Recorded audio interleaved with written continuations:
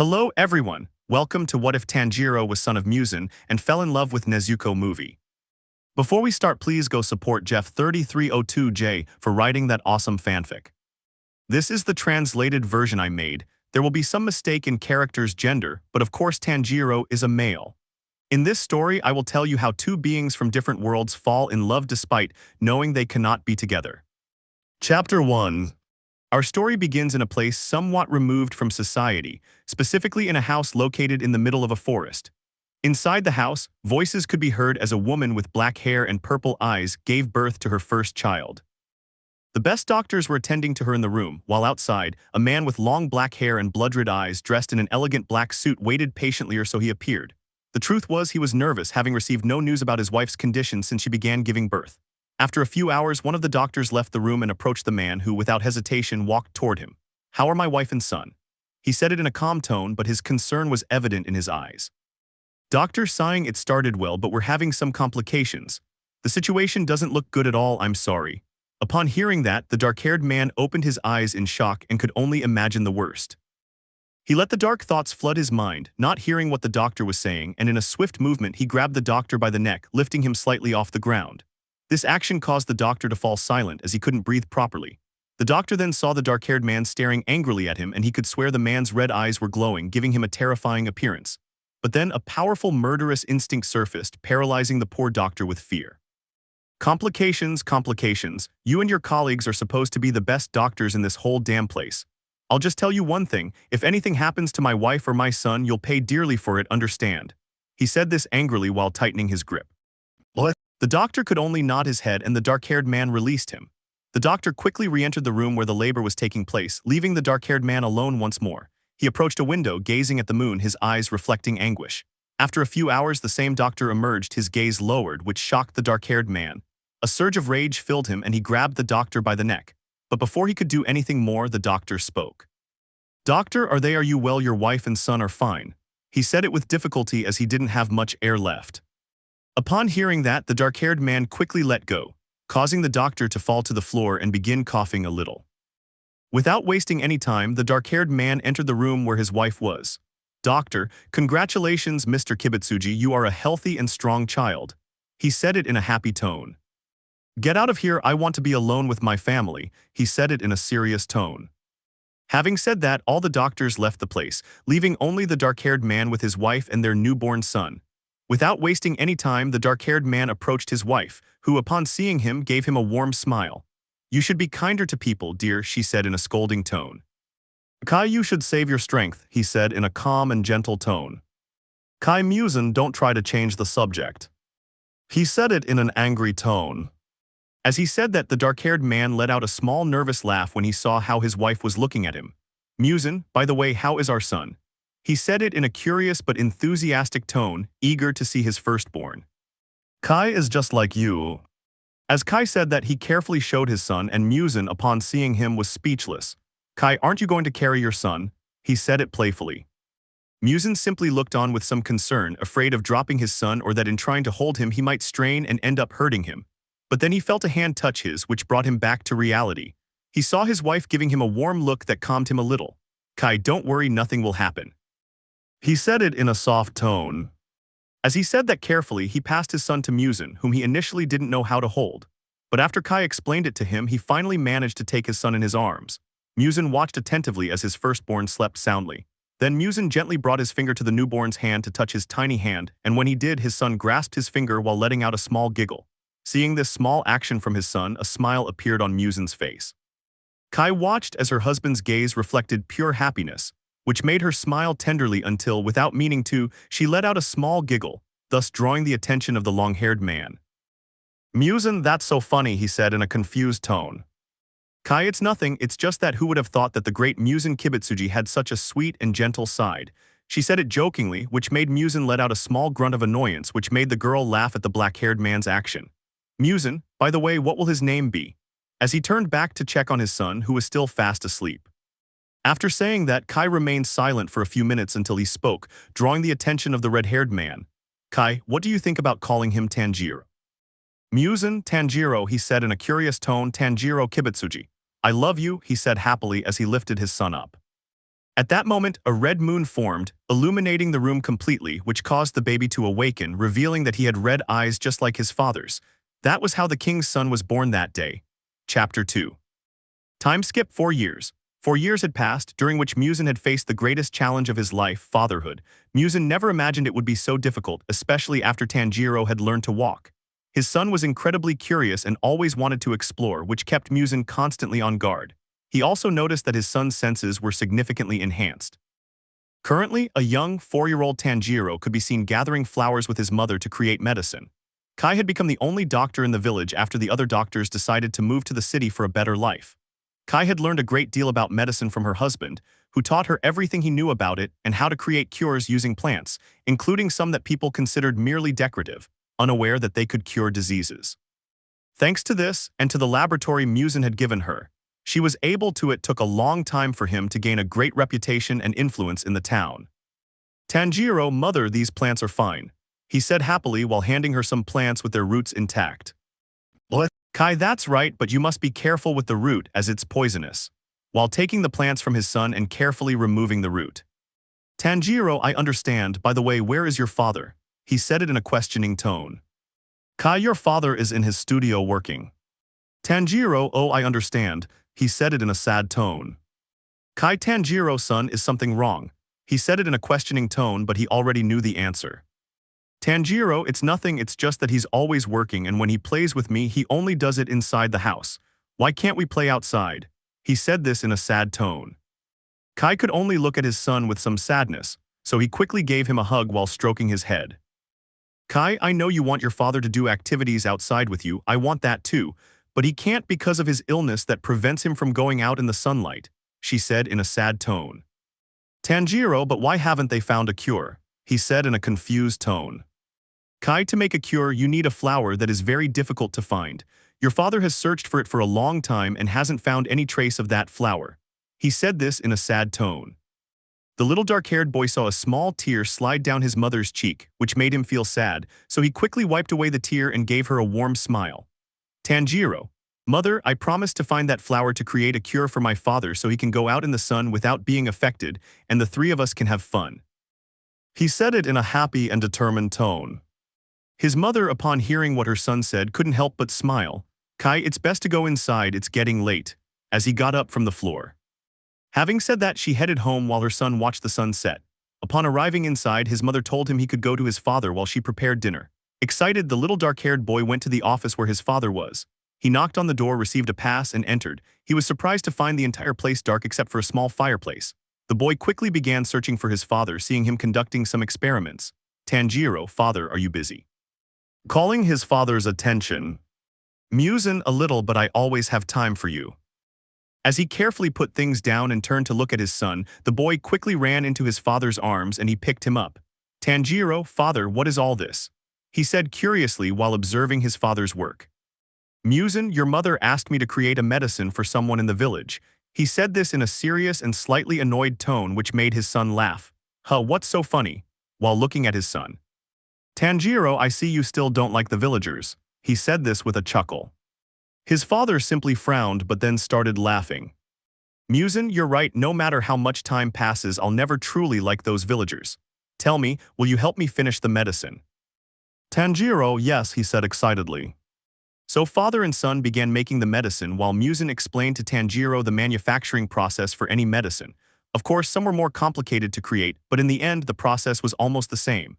After a few hours the two had finished making the medicine and then they both heard a knock at the door. It opened, revealing that it was Kai. Kai, so here you two were, as she approached her husband and son. Tanjiro, mother, look, we finished making the medicine, he said happily as he handed her the medicine. Kai, thank you very much. While taking the medicine and holding her son, she began showering him with kisses, which made him laugh and tell her to stop. Kai, thank you too, darling, while giving her husband a kiss, which made him blush slightly at his wife's action. Muzan, it was nothing, you know I would do anything for you, he said, blushing. Kai, by the way, dinner's ready, we'd better go before it gets cold. With that, the three left the room and headed to the table where they began to eat. While they ate, Muzan told his son that tomorrow he would teach him about mathematics and chemistry, which his son readily agreed to. After a few minutes, they all finished eating, and Tanjiro had fallen asleep at the table. His father carried him to his bed and gently laid him down. He then returned to the living room, cleared the dishes, and put them in the wash. As he did so, he felt his wife watching him. Muzan, is something wrong, Kai? He said in a confused tone. Kai, I think it's time for Tanjiro to know the truth. He said it in a serious tone. Upon hearing that, the atmosphere became slightly tense as Muzan's gaze darkened. Muzan, why do you think Tanjiro is ready to know the truth? He said it in a serious tone. Kai, I know he's still very young, but he's shown he's mature enough to know the truth. He said this in a serious tone. Having said that, Muzan fell silent, pondering the situation. He knew perfectly well that his son deserved to know the truth sooner or later, but he was afraid. Yes, the great Muzan Kibutsuji was afraid that when his son learned the truth about who he was, he would end up fearing him. Kai, seeing how her husband's hand was trembling, quickly took it. Kai, calm down, everything will be all right, while trying to calm her husband. Muzan, what if after I tell her the truth she fears or hates me? He said it in a subdued tone. Kai, don't worry, that won't happen. I know Tanjiro will continue to love and care for you no matter what.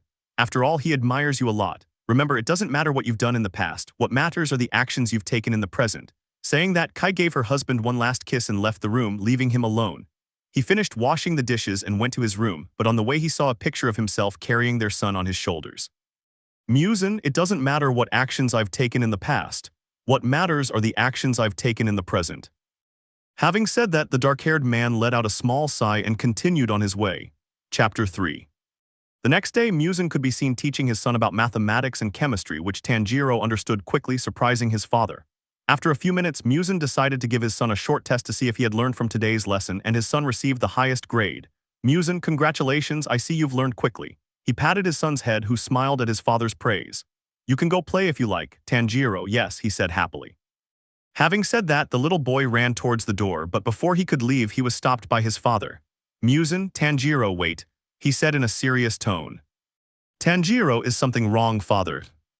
He said in a confused tone. Muzan, I'd like to ask you a question. He said it in a nervous tone.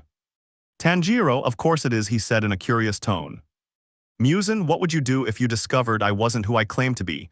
Tanjiro, I don't understand your question. He said it in a confused tone. Muzan, what I mean is, what would happen if you knew that I'm not the person you know, that I'm someone completely different, and that I've done truly horrible things in the past? Tell me, would you be afraid of me, or would you see me as a monster? He said it in a serious tone. As he said that, the room fell silent for a few seconds before the little boy could speak. Tanjiro, I would never be afraid of you, while hugging his father's legs. You're not a monster, you're my father, the kindest and gentlest man I know. And if you did bad things in the past, that's in the past. What matters are the things you've done in the present. Upon hearing his son's words, Muzan was surprised, as he never expected his 4-year-old son to sound so mature. He then saw his son looking at him with a smile, which brought a smile to his own face. Muzan, you are a truly great son, I am very proud of you, while stroking his son's head. Tanjiro, I love you, fathers. After that incident, Muzan spoke with Kai, telling her he was ready to tell his son the truth. His wife could only support her husband's decision, and so they both decided to tell Tanjiro the whole truth the next day. But that same night, Muzan received news that compelled him to travel to a city where his presence was needed. So Muzan said goodbye to his wife and son and set off for the place where he was needed, but not before promising his wife that he wouldn't use his abilities, no matter how many days it took him to return. The next day, Tanjiro was seen accompanying his mother to the village to check on the villagers and deliver medicine to some of their patients. While Kai tended to the sick, Tanjiro played with the children. The two spent the day in the village until it grew late, and then they returned home. Upon arriving, Tanjiro went to the small library they had, as he wanted to read some of the books there. His father had a book, and while looking for a book for him to read, he came across one that told the story of a swordsman fighting a monster. This quickly caught the little boy's attention, and without wasting any time, he began to read. The more he read, the more captivated he became by the story, so it was until his mother took the book away and told him he shouldn't read such things, as some pages contained very explicit scenes like dismemberment and multiple massacres. The little boy tried to protest, but it was no use. His mother took the book and hid it so her son wouldn't find it, but Tanjiro wasn't going to give up so easily, so he waited until his mother fell asleep. Then he began searching the entire house for the book until he found it behind a wall. But he knew that if he took it, his mother would notice, so he went back to his library and looked for a book similar to the one with his story. He made a trade and waited for his mother to fall asleep. He didn't realize it was the wrong book. Once he had it in his hands, he went to his room and began to read it with great enthusiasm. Time skip 3 days. 3 days had passed. during which Tanjiro had already finished reading the book twice and had developed a new hobby, wanting to practice with a sword like in his book. That's why he searched everywhere for a book to learn how to use a sword without any success, which saddened him a little. That's why when there was a combat scene, he could only imagine the position in which the hero of his story held his katana and tried to do that same technique, but outside of his mind. When night came, Tanjiro was very tired since today he had gone to the village because everyone had been infected with some illness, which took up almost the entire day attending to all the sick. Tanjiro was having dinner with his mother when Kai forgot to drop off medication for an elderly man who also lived far from the village. Tanjiro was getting ready to accompany his mother, but seeing him tired, she told him to stay and that she would return soon and then left the house. Meanwhile, in another place very close to the village, two figures were walking. Person 1, I'm sure it's here, while looking at his companion. Person 2, according to the information we received from someone in this town, he is here. Person 1, if that's the case, we'd better be on alert. By the way, where are the other hunters? Person 2, they'll be here very soon. For now, we'll just keep an eye on things. As they said that, the two people disappeared in a blur of speed. Chapter 4. Meanwhile, at the black-haired boy's house, Tanjiro could be seen practicing with a stick as if it were a katana. The little boy was very focused until he heard some footsteps outside his house, which frightened him, so he quickly hid. After a few minutes, he didn't hear any more noise, which made him sigh, or so it was until he overheard a conversation. Person 1, apparently there's no one. Person 2, the only way to be sure is to enter the house. Person 1, are we really going to do that? Said in an uncertain tone. Persona 2, I don't like the idea either, but we have no other option. Having said that, the two people looked for a way to enter the house, which alarmed Tanjiro, who quickly went to find a place to hide. After a few minutes, the two people had entered the house and Tanjiro had hidden inside a cabinet and could only hear the people walking inside the house. Person 1, hey, look at this. Calling his companion's attention. Person 2, what's happening? Said in a confused tone. Person 1, yes, this is the place, look, while handing over a photograph he had found. Person 2, we need to warn the others and the boss about this. But before they could say anything else, they heard someone entering the house. Person 1, damn, we have to hide. Upon hearing that, the two people quickly looked for a place to hide, while the little boy could only remain in shock. Tanjiro, mother, he said it in a frightened tone. Kai could be seen in the room putting some things away until he heard a noise that caught his attention. Kai, Tanjiro, is that you? He called out to his son but received no response. Tanjiro. Receiving no response, she went in that direction and upon arriving let out a small cry that was heard by her son, who quickly came out of his hiding place and went in search of his mother. Upon arriving, he saw the two men threatening her with katanas. Person 2, tell us where he is, said in a serious tone. Kaya, no, I don't know who you're referring to, he said in a scared tone. Person 1, don't pretend you don't know, tell us where Muzan Kibutsuji is, while bringing his katana closer. But he only received a kick, which made him let out a groan of pain, but then Kai received a slap that sent her to the floor. Person 2, damn it, tell us where Muzan Kibutsuji is, said in an angry tone. Before Kai could speak, a vase was thrown towards one of the people's heads, which caught everyone's attention, so they turned to see the small, dark-haired boy who was looking at him defiantly. Tanjiro, leave her alone, she didn't do anything to you. He said this angrily. What? Person 2, damn brat, while rubbing his head from the blow. Tanjiro, leave her alone or else. Person 2, but said in a mocking tone. Tanjiro, otherwise you'll have to deal with me, as he got into a fighting stance. Persona 2, I'd like to see that, while also getting into a fighting stance. Upon seeing this, Tanjiro quickly ran towards the subject, who didn't even move. When he was very close to him, Tanjiro received a knee to the stomach that made him spit out some saliva, but then his head was grabbed by the person. Person 2, you're slow, but I must admit you're very brave, brat, now you'll pay for this. While placing his katana against the black-haired man's neck. Kai, please don't hurt him, she said in a pleading tone as tears fell from her eyes. Person 1, hey, look at his eyes, speaking to his companion. Person 2, her eyes, said in a confused tone. The person then looked into the child's eyes and saw that they had the features of a demon, which greatly surprised the person. Persona 2 is a demon. Before he could do anything, he was hit by the dark-haired man's mother, which made him let go of his son. Kai, Tanjiro, run. He said this in a serious tone as he lunged at the person. Tanjiro, no, I won't leave you alone. He said it in a scared tone. Kai, go away from here, while trying to restrain the person. The little boy watched the scene sadly as he didn't want to leave his mother alone, but when he saw her telling him to leave, he couldn't help but shed a few tears. Tanjiro, I'll come back with help, I promise. Saying that, he ran out of the house while his mother could only watch as her son walked away. Then she saw the other person going after her son and lunged at him, leading to a struggle. She wasn't going to let them hurt her son, but then Kai felt a sharp pain on the right side of his abdomen. He lowered his head and saw a red mark become visible. He turned around and saw that the other man had stabbed him with his katana. Person 2, come on, don't let the child escape. As he said that, his companion ran after the boy. His friend was about to follow him, but Kai grabbed his arm, preventing him from continuing. Person 2, damn it, let me go, said in an angry tone. As he prepared to stab him again with his katana, but before he could, the person was pierced by a piece of the vase, thus spitting out some blood while looking at the black-haired man's mother. Kai, I won't let them hurt my family. He said this angrily as he drove the piece of the vase deeper into the person, killing them. Upon seeing that the person was dead, Kai collapsed to the ground as tears streamed from her eyes. Kai, don't hurt them, they don't understand. I know it's not your fault, but if you can hear me, they don't know what they're doing. You're better than them, please, you're better than them, she said, shouting with all her might, and little by little her eyes began to close. Take care of our son, I love you both very much. With that, Kai Kamado let out his last breath and closed his eyes. Outside, it began to rain, while elsewhere a person in an elegant suit could be seen arriving in the village. As he did so, he felt a rather strange vibe, but he didn't pay it any mind and simply continued on his way home. Chapter 5. After a few hours, the man arrived home, but upon arriving, he dropped his luggage while staring in shock at the scene before him.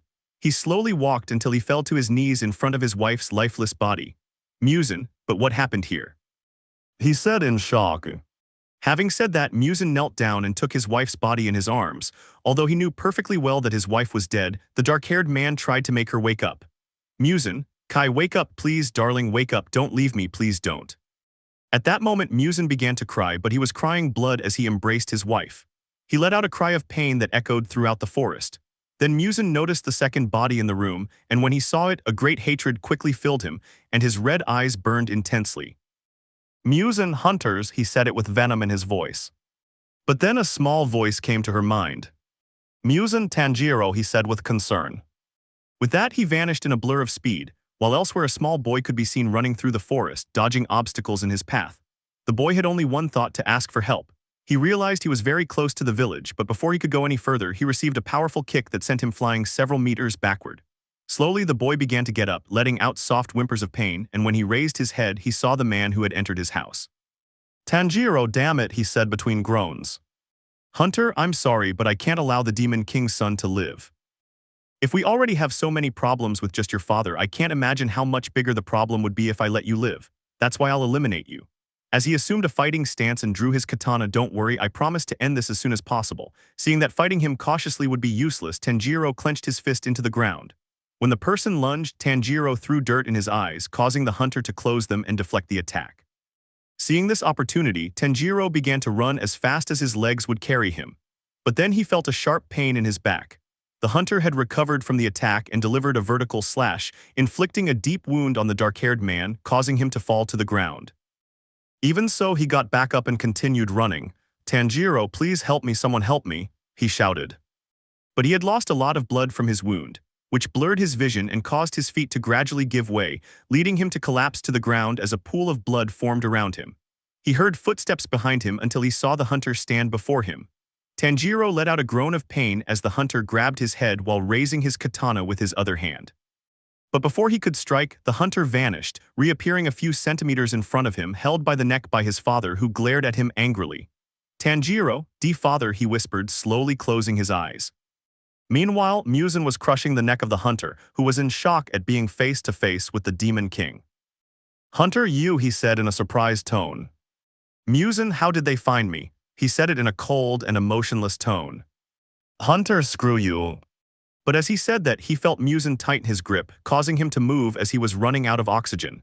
Muzan, I'll ask you one more time, how did you find me? He said it in a serious and angry tone.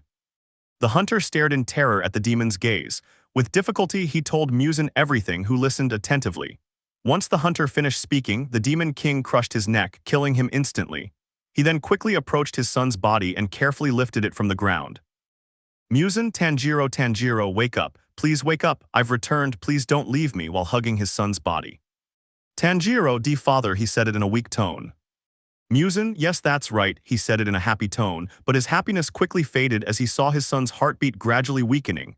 No, he said it in a desperate tone. Muzan, I won't lose you too, he said it in a serious tone. As he said this, he raised his finger, causing his nail to grow slightly longer.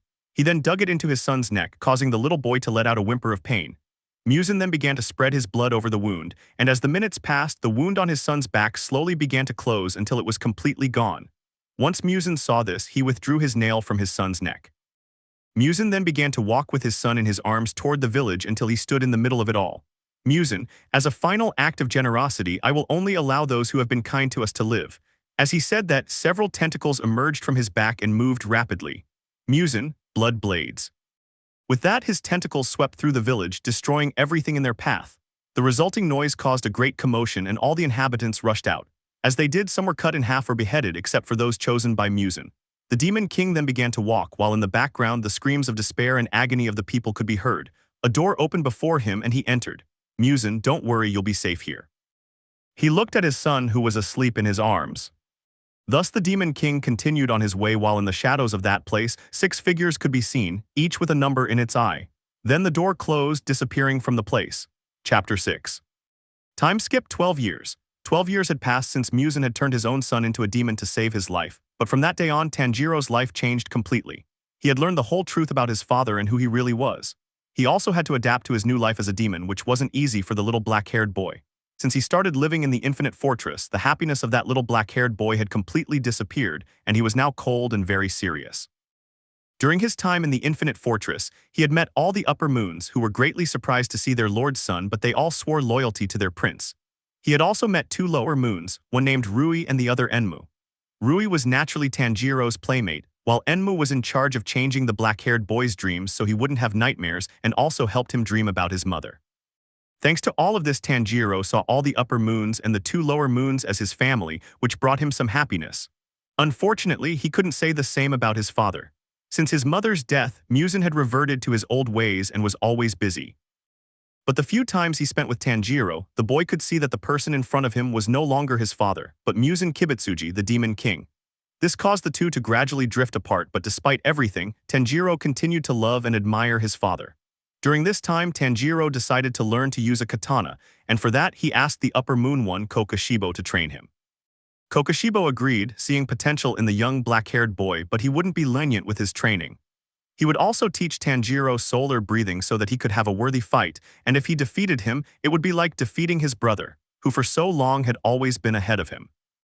That's why in the following years, Tanjiro trained day and night with the upper moon one, and thanks to that, he learned a lot about breathing techniques, creating his own breathing style, the eclipse breath, which combined solar and lunar breathing. He also formed a strong bond with each of the moons, but especially with the 3 main upper moons.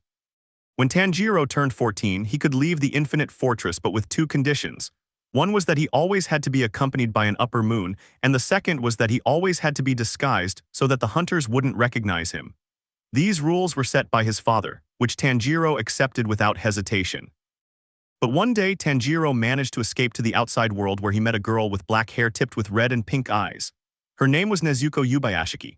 Upon seeing her for the first time, Tanjiro couldn't help but blush. The two spent the night getting to know each other. They had many things in common, so they talked for hours. When Tanjiro realized it, the sun had already risen, which worried him because he was going to get sunburned. But when the sunlight reached him, nothing happened, which shocked the black-haired boy. He didn't show it and remained calm. He said goodbye to the girl, and before she could say anything, Tanjiro disappeared into the crowd, returning to the infinite fortress. After that day, Tanjiro went day after day to the place where he had met that girl, hoping to find her again. The days turned into weeks, the weeks into months, and the months into years, during which Tanjiro never found her. To know what happened to that girl, giving up completely. When the little boy turned 15, he had confronted his father because he wanted to make him see reason about his actions, which led to a fight that completely destroyed half of the infinite fortress, and Tanjiro had ended up with some mortal wounds that were slowly beginning to close. Flashback. Tanjiro could be seen getting up from the ground while a small trickle of blood came out of his mouth, and little by little he began to stand up from the ground. Muzan, how dare you rebel against me? He said it in an angry tone. Tanjiro, father, please stop this, he said, sounding pain from his injuries. Muzan, stop, why should I stop? He said it in an angry tone. Tanjiro, it hurts me too that she's no longer with us. You're not the only one suffering from her absence, but do you really think she would have wanted this? Tell me, if she were still alive, what do you think she would say to you? Trying to reason with his father. As he said that, his father's eyes lit up with anger, and extraordinary speed appeared before his son as he grabbed him from the ground and threw him into the void. Muzan, but she's not here, he said sadly. She's not here, he said softly. What? Tanjiro stared at his father in shock, trying to touch his cheek but unable to, so all he did was grab his father's hands. Muzan, this won't end until every hunter is dead, only then will I end all of this, he said in a serious tone. Tanjiro, you're better than them, please, father, he said it in a weak tone. When Muzan looked at his son, he briefly saw his wife's face behind him, which made him open his eyes, but then he returned to a cold and emotionless expression. Muzan, from this day forward you are no longer my son and you are expelled from the infinite fortress. If you try to stop me again, I will kill you. With that, Muzan released his son, who stared at him in shock. Tanjiro began to fall freely, but then a door opened beneath him, leading to the outside world. Once he passed through the door, it closed, marking the last time Tanjiro and his father saw each other. Chapter 7. Currently, a 17-year-old boy with very long black hair could be seen walking through the forest, the moon his only companion.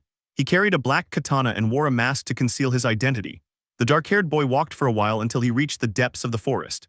Suddenly, all sounds in the area fell silent, causing him to assume a fighting stance. He quickly drew his katana and turned, blocking an attack aimed at him. This forced him back slightly, but he swiftly blocked a kick intended for his head. The attacker then moved away from the dark-haired boy, creating some distance between them. I see you've improved a lot, Tanjiro, she said happily. Tanjiro, attacking from behind isn't your thing, Akaza, he said it in a happy tone. Akaza, I only did it to test your reflexes, although I would have preferred you hadn't used your katana, he said the last part somewhat angrily. By the way, why the mask? He said, somewhat confused. Tanjiro, it's to hide my face. After all, if the demon slayers saw my eyes, they'd quickly know I'm a demon. He removed his mask. Tell me, Akaza, why have you come to see me? Did my father send you? He said the last part in a serious tone. Akaza, don't worry, Lord Muzan didn't send me to find you. I just wanted to inform you that the two lower moons are dead. Tanjiro, what? He said in a surprised tone. Akaza, apparently they lost against some hunters, tusk how pathetic. The third moon was about to say something more but felt an enormous killing instinct, so he turned to look at the black-haired man, seeing how he gripped his katana tightly while his eyes lit up. Akaza couldn't handle so much pressure emanating from Tanjiro, which forced him to kneel as his body began to tremble. Akaza, this feeling is the same as Lord Muzan's. He said it in his thoughts as he looked at Tanjiro, seeing in him the shadow of Muzan staring at him, which made him lower his head. After a few minutes, that pressure he felt disappeared, which calmed the upper moon 3 a little. Tanjiro, I'm sorry I lost control, it's just that I wasn't expecting that news. He said it in an apologetic tone. Akaza, and don't worry, he said somewhat nervously. Tanjiro, letting out a sigh, tell me how the other upper moons are doing, but especially how my father is doing. Having said that, Akaza told him everything that had happened since his departure, and that his father made them work tirelessly until they managed to find the blue spider lily and exterminate all the demon slayers. Tanjiro could only listen attentively to what Akaza said, and after a few hours, the third moon demon left the place since he had to continue with his work. But before leaving, Tanjiro gave him a small gift and told him to give it to his father, which the demon accepted, and then disappeared from the place, leaving the black-haired boy alone. Tanjiro, even though a lot of time has passed, nothing has changed. I don't know what I can do, he said in a frustrated tone while clenching his fists tightly. If only my mother were here, I bet she would know what to do in this situation, he said sadly. Having said that, Tanjiro remained silent until he heard a shout in the distance, which made him go on guard. So he let out a sigh and in a blur of speed disappeared from the place, appearing in front of a mansion. Tanjiro, it smells like demons, he said, perceiving a strong smell of blood and death. As he said that, he saw someone jump out the window, approaching the place and seeing the person's dead body. Seeing this, Tanjiro frowned, then jumped into the mansion. The whole place was dark, but that didn't stop him from advancing until he reached the front of a room where the smell of blood was strongest. Upon entering the room, he saw the demon tearing off the arm of a child who was already dead, as there was a hole where his heart should have been. Demon, finally, with this I can become a lower moon. Lord Muzan will know that I am useful to him, he said happily while continuing to devour the body of that child. Tanjiro, you disgust me. He said this in a serious tone, drawing the demon's attention. Demon's mind. And who is this person? Wait, is it a demon? But I also smell a human. Out of the demon's mind. Demon, hey, go find your own food, this family is mine, he said in an angry tone. Tanjiro, it's because of demons like you that demon slayers still exist. He said it in a cold tone. Demon, what are you talking about? He said in a confused and annoyed tone. Tanjiro, demons like you only crave more power, and to achieve that you try to stand out so you'll be seen by my father. To do that, you devour innocent people just to increase your power without caring about the harm you cause. You disgust me. Demon, I don't know what you're talking about, but I've had enough of you. He said it in an angry tone. With that, the demon lunged at the dark-haired man who didn't move an inch. This made the demon smile and he launched his attack, but nothing happened. All he heard was the sound of flesh being cut. When the demon realized what was happening, he saw that his head had been severed and was now in the hands of the dark-haired man who stared at him coldly.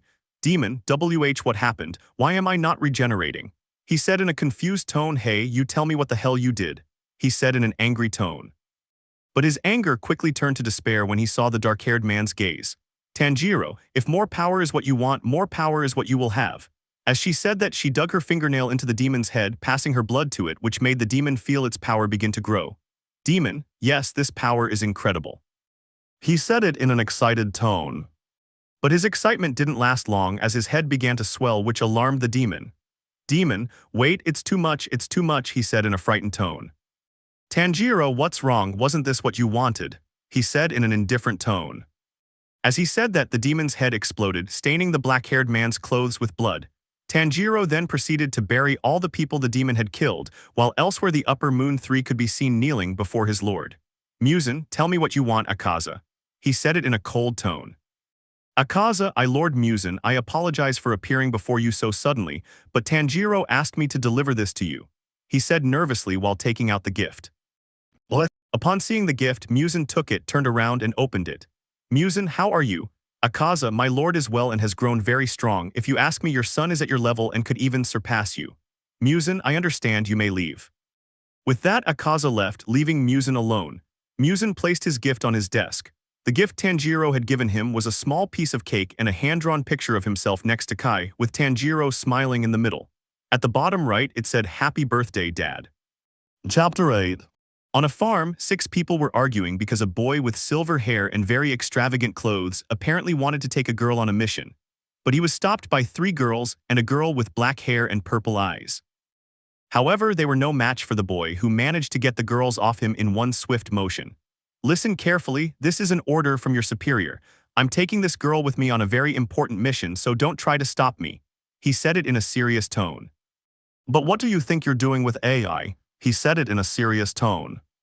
Miss Nezuko, the sound pillar is trying to take you on a mission, one of the girls spoke. When the pillar heard the name, a cold sweat ran down his body, turning around to see a girl with black hair and red tips, and next to her were 2 boys, one with yellow hair and the other wearing a boar mask. Miss Nezuko while bowing. Nezuko, may I ask what mission you plan to take her on, Yuzui? She said in a serious tone. Yuzui, I was planning to take her on an infiltration mission in the Red District, since I suspect there's an upper moon there and I need her for that. Upon hearing that, AI was shocked by what the sound pillar had said. Nezuko, so you plan to send AI on a suicide mission. I remind you that she's not trained for this type of mission, not to mention you're sending her to die if your suspicions turn out to be true. Tell me something, sound pillar, aren't you supposed to protect the weak? Tell me, what do you think my father would say if he heard what you just said?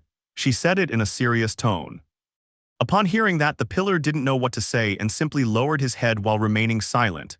Nezuko, will go in your place. If your suspicions are correct, then you'll need the help of the available hunters, so we'll infiltrate, right, friends? She turned to look at her friends, who nodded in agreement. The sound pillar was about to protest, but a single glance from Nezuko was enough to silence him and he let out a sigh. Yuzui, fine, but you'll be under my command. At that, the 3 nodded. If that's the case, then let's go, we don't have time to lose. Saying that, he put AI to the ground and started running in one direction while being chased by the 3 young hunters, while elsewhere a masked man could be seen walking through the streets of a district, while people stared at him because of his strange appearance. After a few minutes, he arrived at a house where upon entering he saw no one until he spoke. I know you're here, Upper Moon 6, he said in a serious tone. As he said that, 2 pink bands shot out from the walls, heading towards the masked man, who easily dodged them. But then someone jumped down from the ceiling, and before he could catch the masked man, he vanished in a blur of speed, reappearing a few meters behind that person. How mean of you, Tanjiro, running away from your girlfriend's arms. She said it in an angry and slightly sad tone. Tanjiro, I already told you that what we had ended a long time ago, Daki. He said it in a serious tone. Daki, that's a lie, you're mine and mine alone, he said angrily. Sister, that's enough. How many more times will we have to go through this? She said it in a bored tone. Tanjiro, it's good to see you, Jutaro, he said in a happy tone. As he said that, two hands emerged from Daki's back, and little by little a body began to emerge until it was completely out. Jutaro, I thought I'd never see you again after that day, while extending his fist. Tanjiro, yeah, I thought the same thing, but here I am. He bumped fists with the demon. Daki, hey, don't ignore me. He said it in an angry tone. Jutaro, and tell us what brings you to the red light district. I don't think you just stopped by to say hello, right? He said it in a questioning tone. Tanjiro, you're right, I didn't just come for that. I came here to find out what my father is planning to do. He said this in a serious tone, which surprised the two demons. Jutaro, and why do you want to know what Lord Muzan is planning? He said in a serious tone. Tanjiro, to stop him, I won't let him hurt any more innocent people just to get his revenge. That's why I need to know what my father is planning to do. Jutaro, I'm sorry Tanjiro, but I can't tell you. If I do, Lord Muzan will kill us. He said this in a serious tone. What? Tanjiro, Jutaro, please, I know you're not interested in humans, but help me prevent more bloodshed. Jutaro, I'm sorry, but I can't take that risk. Before Tanjiro could speak, Daki spoke first. Daki, a war, Lord Muzan is planning a war. Jutaro, Daki, no, he said in an angry tone. Daki, brother, don't get involved in this, he said angrily. Upon hearing that, his brother let out a groan of annoyance and withdrew from the place. Tanjiro, what do you mean he's planning a war? He said it in a confused tone. Daki, Lord Muzan wants to invade the Demon Slayer Corps headquarters, but he wants us to find a specific one. He wants to invade one where someone named Yubayashiki is located. Tanjiro, Yubayashiki, I think I've heard that name before. He said this while trying to remember where he heard it from. Daki, that's all we know so far. Tanjiro, I understand, thank you for the information, Daki. Daki, you know I'd do anything for you, Tanjiro-kun. She said it in a happy tone. Tanjiro, well, if that's all, I'll take my leave. As he was leaving the place, before he could continue walking, his hand was taken by the girl. Daki, wait, I just wanted to apologize for what happened that time. I know I shouldn't have said that, but I want you to know that I still love you, Tanjiro-kun. Tanjiro was surprised by what the girl said, and even more so when he saw Daki crying, so he gently wiped away her tears, which caught the girl's attention. Tanjiro, I forgive you, but I will never be with you again. My heart belongs to someone else. I'm sorry, Daki, then no matter how much time passes, I'll wait for you. She smiled at him. Tanjiro, take care, Daki. Having said that, Tanjiro disappeared from the place, leaving the girl alone who could only watch as the black-haired boy left. Chapter 9. 2 days passed after that incident, during which Tanjiro decided to return to the red light district. But when he did, a scent caught his attention, one he had noticed quite some time ago. So without wasting any time, he went towards the source of the aroma and saw through a window a girl with black hair and red tips helping a woman. A slight blush appeared on Tanjiro's face when he saw her, but luckily he was wearing his mask so no one would see him.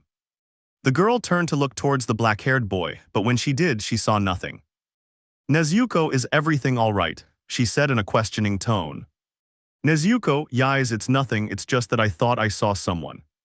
As he went back to his chores, Tanjiro spent the rest of the night watching the girl from a distance, but there was a brief moment when he became distracted, and when he tried to look at her she had disappeared, which made the dark-haired boy start looking for her, but a voice behind him caught his attention. Nezuko, may I ask why you're watching me? She said in a serious tone while crossing her arms. Tanjiro, I'm sorry, he said in a surprised tone upon seeing the girl behind him. Nezuko, so why were you watching me? She said in a serious tone. Tanjiro, WL, it's just that you're very beautiful and I couldn't help but admire your beauty, but I apologize if my actions made you feel strange. He said this apologetically while giving a small bow. Tanjiro, with his head down, couldn't see how the girl's face was bright red. Nezuko, what are you saying? She said in an embarrassed tone. After that little incident, Tanjiro invited Nezuko for a walk through the red light district, which she accepted. The two spent the night walking and visiting every tourist spot in the district, unaware that a figure was watching them from a distance. Its gaze showed great anger and a thirst for blood towards the girl. As the night passed and the sun began to rise, it was time for Nezuko to return to work. Before leaving, Nezuko asked Tanjiro his name, which he readily gave her, omitting his surname.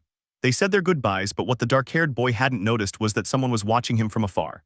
As Tanjiro left the red light district, he was struck by a powerful attack that sent him flying back several meters.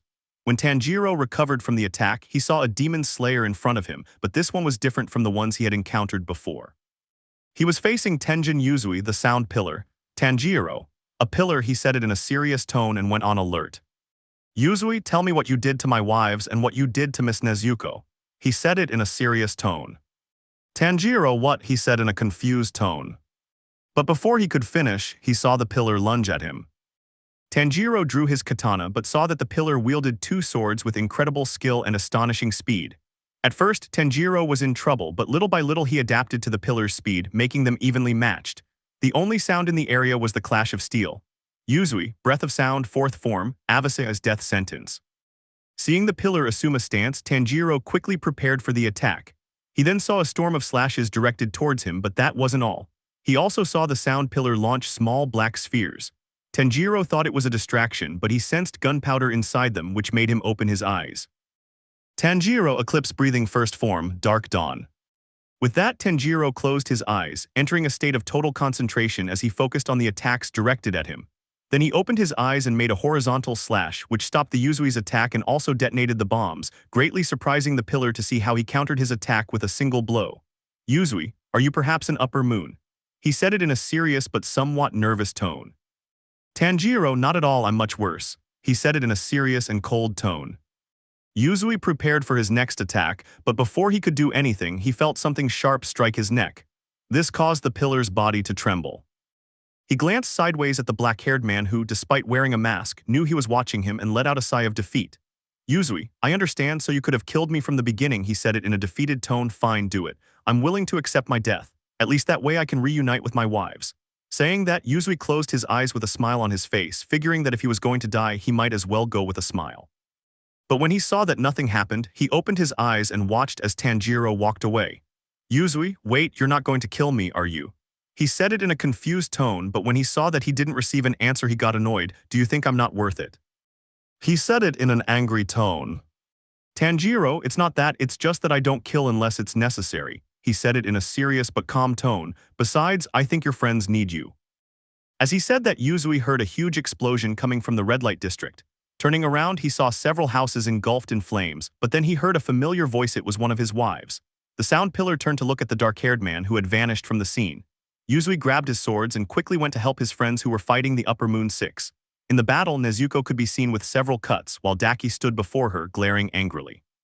Daki, you damned thing, how dare you even think of getting close to my beloved Tanjiro? She said angrily. Nezuko, what? She said in a confused tone. Daki, I'm going to enjoy killing you slowly and painfully, while preparing his next attack. But before he could do anything, Yuzui arrived and with a powerful attack sent Daki flying, just like in the original story. Before Daki disappeared with her last moments of life, she said goodbye to Tanjiro. Meanwhile, Tanjiro was escaping, but strangely he had several wounds on his body, some quite serious. Oddly, these wounds weren't healing. Minutes earlier, the black-haired boy had been running towards the battle of the Upper Moon 6 with the demon slayers. He was stopped by a small group of slayers, one of whom had a white snake hanging from his neck. Before he could react, the slayers fired darts that struck him, and the slayer with the snake took advantage of this, managing to inflict several cuts. Tanjiro didn't pay much attention at first, but when he saw that he wasn't regenerating, he became worried and decided to escape. As he did so, he heard the girl's last words. Tanjiro's vision gradually blurred due to blood loss, and he could hear the hunter following him. He thought it was the end, but then a door opened before him. He stepped inside, and as he did, the door vanished. The hunter stared in confusion at what had just happened, having lost the black-haired boy's trail and then retreated from the scene. Chapter 10. Back with Tanjiro, he was kneeling as his wounds slowly began to close, bringing him to a full recovery. When he stood up, he saw his father, the demon king Muzan Kibutsuji, staring intently at him.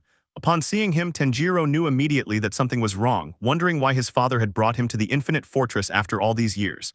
But his thoughts were interrupted by his father's firm, cold voice. Muzan, I see you've weakened so much that you were almost defeated by a mere demon slayer. Well, that was to be expected. After all, your love for humans has weakened you, not to mention that you haven't devoured a single one. He said angrily.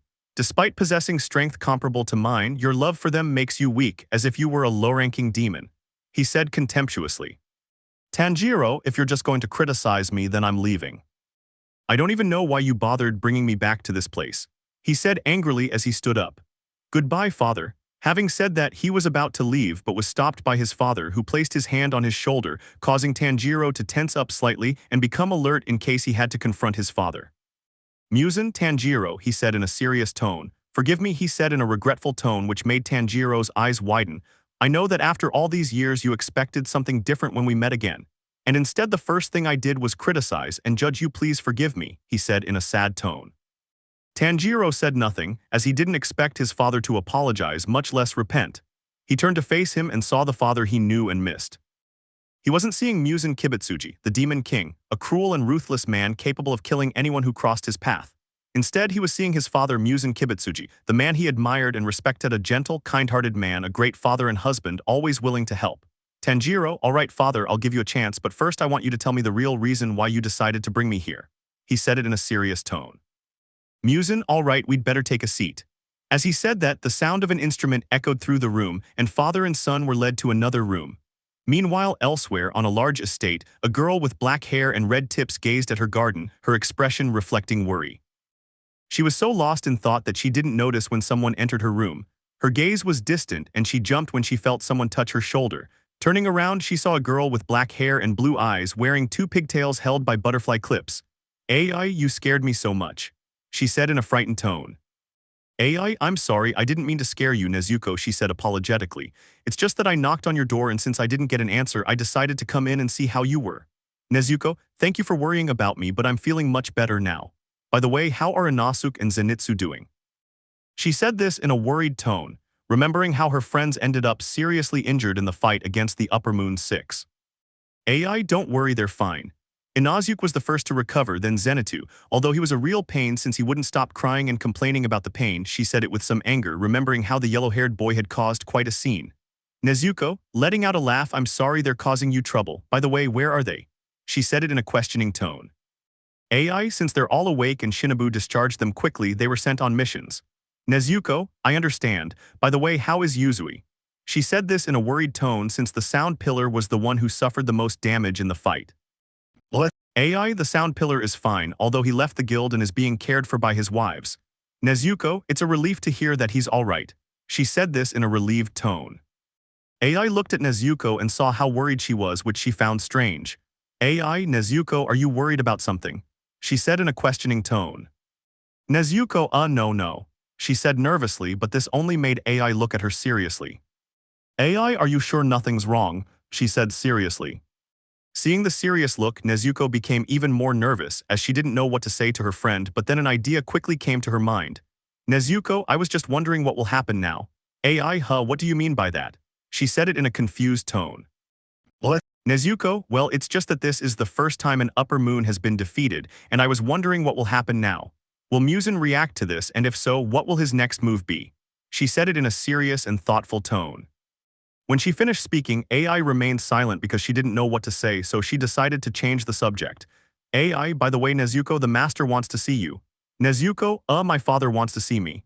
She said it in a confused tone. "AI, that's right, he asked me to tell you to meet him in the garden." "Nezuko, well, if that's the case, it must be something important. I'd better head there as soon as possible." Having said that, Nezuko changed her clothes and headed towards where her father had called her. And upon arriving, she saw her parents and siblings gathered together, which confused her even more. "Nezuko, good morning, mother, father, did you want to see me?" She bowed. "Yubayashiki, my daughter, I'm glad to hear you're feeling better," he said in a calm and peaceful tone. "Amen, we've gathered you all here because your father has something to say to each of you, so please pay close attention." As he said that, his children nodded and paid attention to their father. Chapter 11. Yubayashiki, my children, as you know, our family has been victims of a curse for generations, one that tragically ends our lives at a very young age. He said this in a calm tone, but the sadness in his words was palpable. But despite our family being cursed, we were also blessed with the gift of foretelling the future. And it is thanks to this gift that our family has been able to continue living to fulfill the promise our ancestors made to eliminate Muzan Kibutsuji. I have gathered you here because a few days ago I had a premonition in which I saw all my children fighting against Muzan Kibutsuji. Upon hearing this, everyone was surprised by what their father had said, but they quickly regained their composure and continued listening to his words. "Yubayashiki, I couldn't see the outcome of the fight, but I know that when that time comes, I won't be here to lead the hunters anymore." He said this in a sad tone. "Nezuko, father, what do you mean by that?" She said this in a confused and worried tone because of what her father said. "Yubayashiki, as you know, the curse has progressed a lot through my body. I can barely stand. My days are numbered." Upon hearing that, there was complete silence as they couldn't believe their father's time was coming to an end. All his children turned to look at their mother, hoping she would tell them it was a mistake and that everything would be all right, but instead they only saw their mother lower her head and try to hide her sadness. "Nezuko, father, what are you saying? Don't speak like that," she said in an angry and agitated tone. "Miss Shinobu can find a cure or a medicine. I know she can cure you or at least give us more time. Yubayashiki Nezuko," he said in a gentle and calm tone. "Nezuko, no," she said, raising her voice. "We can't lose you. I don't want to lose you. We need you. I need you," she said sadly as tears began to fall from her eyes. Amin watched as her other children tried to maintain their composure, but it was difficult for them to do so upon hearing that their father would soon be leaving this world. Then she saw her husband, with some difficulty and great effort, get up and approach his children, embracing them all. "Yubayashiki, I'm also saddened that I can't stay with you much longer. If I had one wish, it would be to see you all grow up and start your own families. I'll never forget the beautiful moments I spent with you." He said this in a warm and gentle tone that calmed his children a little. Amin turning to his wife, "I thank God for having met you and thank you for staying by my side even in this situation. Thank you for giving me the gift of having a beautiful family." As he said that, Yubayashiki bowed to his wife, who hugged him while tears streamed from her eyes. "Yubayashiki, I know that when the time comes, you will all wisely know what you have to do and will lead the Hunter Guild wisely." Upon hearing that, the Yubayashiki family remained silent, embracing each other and savoring every second of this moment, unsure if they would ever have another chance to be together again. Meanwhile, elsewhere, two black-haired men stared intently at each other, the tension in the air growing ever stronger. They were Muzan Kibutsuji and Tanjiro Kibutsuji, king and prince of demons. "Tanjiro, you know I won't allow it, right?" he said in a serious tone. "Muzan, do you dare defy my order?" he said in a serious but annoyed tone. "Tanjiro, do you have any idea how many innocent people will die just because you want to exterminate all the swordsmiths who forge katanas for the demon slayers?" he said in an annoyed tone. "What? Muzan, and do you understand that if even one of them manages to survive, they will be able to teach and pass on their techniques to future generations? Tanjiro, you know what, this was a waste of time. I thought I could change your mind or at least make you listen to me, but I was wrong." Having said that, he rose from his chair and took his katana, heading towards the door, but before leaving he stopped and without looking at his father spoke. "Tanjiro, I thought I could get my father back, the man I admired so much and wanted to be like, but I see that without Mom here with us, you'll still be that sadistic demon everyone hates and fears. Nakai, I'm leaving this place." As she said that, the sound of a biwa was heard and a door opened, leading to the outside world. "Muzan, do you plan to leave?" he said angrily while unleashing a great killing instinct. "Tanjiro, if you cross that door, I..." But before he could finish, Tanjiro interrupted him. "Tanjiro, are you going to kill me?"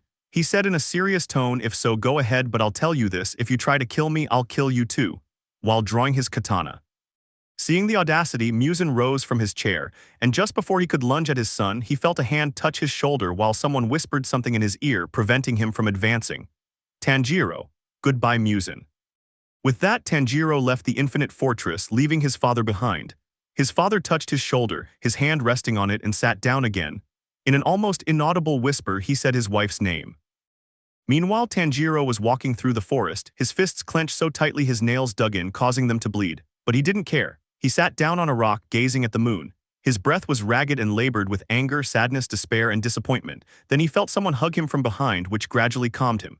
As he did, small tears began to fall to the ground as he whispered his mother's name. Chapter 12. Time skipped 2 weeks.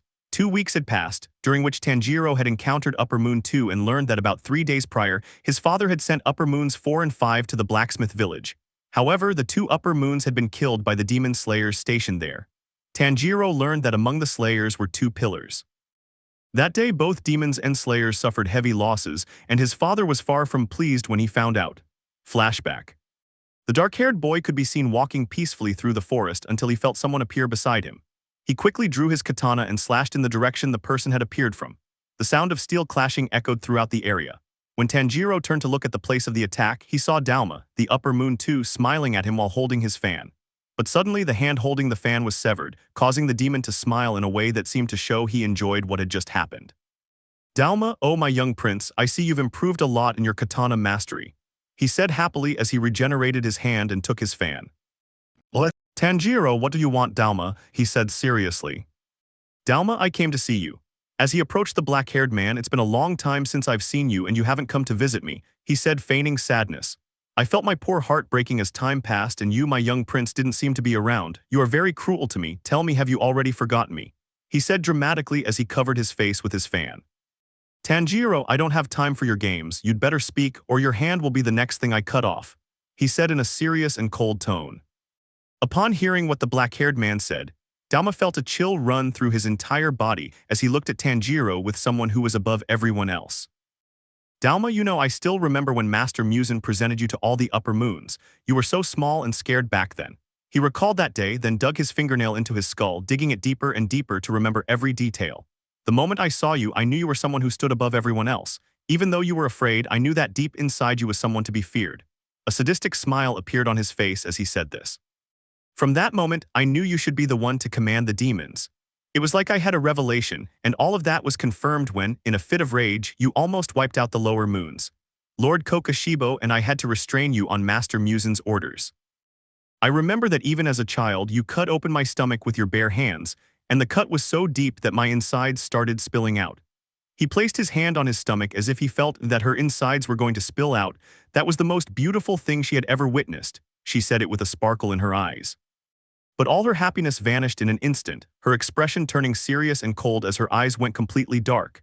Seeing this, Tanjiro knew something bad was about to happen. Suddenly, the ambient temperature dropped so low that some tree branches began to freeze. Dalma, but I see that something has changed in you, my young prince, he said in an annoyed tone. Something made you change, or rather someone. Upon hearing that, Tanjiro's eyes opened slightly, confirming Dalma's suspicions. Dalma, so that's what a person was after all, he said in an annoyed tone. I won't allow anyone to take him from me, young prince, he said in a sadistic and sickening tone. Tanjiro, Dalma, that's enough, he said in a serious tone. Dalma, don't worry, I swear I'll get him back, young prince, you'll see. As he said that, a great freezing wind appeared, making it difficult to see clearly. Tanjiro, Dalma, I said that's enough. He drew his katana. Dalma, don't worry, young prince, it will all be over very soon. But before I go, let me tell you that the upper moons 4 and 5 were eliminated by the demon slayers, and among them were 2 pillars. Take care, young prince, I know we will meet again very soon. As he said that, the blizzard disappeared, and with it the upper moon also vanished, leaving Tanjiro alone with an annoyed expression.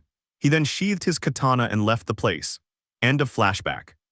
Currently, the dark-haired man could be seen walking through the forest as snow fell upon him. Bloodstains were visible on his clothes and his mask was cracked. He wandered aimlessly until he heard a group of people shouting for help in the distance. Upon hearing this, Tanjiro sighed and vanished in a flash. Meanwhile, in another location, 3 people could be seen running rapidly as if fleeing from something. Suddenly, one of them tripped and fell to the ground, causing the other 2 to stop and rush to their companion's aid. One of them drew her katana, revealing that they were demon slayers. Hunter 1, come on, get up, there's no time to lose. He said this in a desperate and fearful tone while helping his companion up. Hunter 2, we have to hold out a little longer until reinforcements arrive. As they said that, the small group of hunters started running again until 2 of them fell to the ground, their heads severed. The last hunter was left in shock as he stared at the bodies of his friends lying on the ground, the snow beneath them turning red with their blood. Chapter 13. You damned vermin thought you could escape me, he said in a mocking tone. Hunter 3, you damned demon, you will pay for what you did, he said angrily as he lunged at the demon. But in a swift movement, the hunter's head was slammed against the ground, which disoriented him slightly. Demon, you know, I think I'm going to take my time to devour you little by little. As he said that, the demon dug his nails into the hunter's arm and with a swift movement tore off a piece of flesh, causing the hunter to let out a blood-curdling scream. This action caused the demon to begin laughing maniacally. Demon, oh how exquisite, your screams give your flesh a unique and delicious flavor. Please continue to give me more of this flavor. Saying that, he grabbed the hunter's cheek and with a strong pull ripped it off, causing the hunter to scream again. The demon continued to torture the young hunter for a few seconds, who, unable to bear the pain any longer, begged for his life to end as he watched the demon prepare to tear off another piece of his flesh. But before it could, the demon's hand was severed, causing it to quickly back away from the hunter and look at the one responsible for cutting off its hand. It saw a girl with black hair and red tips, her clothes torn and stained with blood, her breathing ragged, and wounds covering her body. Hunter Miss Nezuko, he said in a happy and weak tone as tears slipped from his eyes. Nezuko, calm down, everything will be all right, she said calmly, while looking at the demon who backed away a little. Demon, I am possible that the others were supposed to take care of you, he said in an angry and nervous tone. Nezuko die. Saying that, in a blur of speed, he launched himself towards the demon, who had recovered his hand and barely managed to dodge the attack. Inside the demon's mind. Damn it, I have to escape, but if I do, he'll follow me. Shit, the other demons were supposed to finish off this pillar. Shit, shit, shit. He said it in a desperate tone. Out of the demon's mind. Demon, damned hunters, damned pillars, I will kill them all. With that, the demon activated its blood technique, which allowed it to camouflage itself within its surroundings, rendering it almost invisible. Seeing this, Nezuko raised her guard as she awaited the demon's attack. The girl looked in all directions, trying to locate the demon, but then she received a cut on her heel, forcing her to her knees. Before she could react, she received another cut, this time on her arm. Nezuko tried to get back up, but only felt the demon's cuts as it laughed maniacally, leaving her agonizing on the floor. Demon, fantastic, I'll kill a pillar. I'll take your head to Lord Muzan and he'll turn me into a moon, he said happily, now die. Saying that, he lunged at the girl who was desperately staring at the demon. Before the demon could cut off his head, his hand was stopped by a new individual. The demon was surprised by the sudden appearance of the figure and tried to break free, but it was impossible. He had to tear off his hand to free himself. Meanwhile, Nezuko looked at the new figure, thinking he was one of her companions. But when she saw that he wasn't one of the pillars and that it was the boy she hadn't seen in a long time, her eyes widened in shock.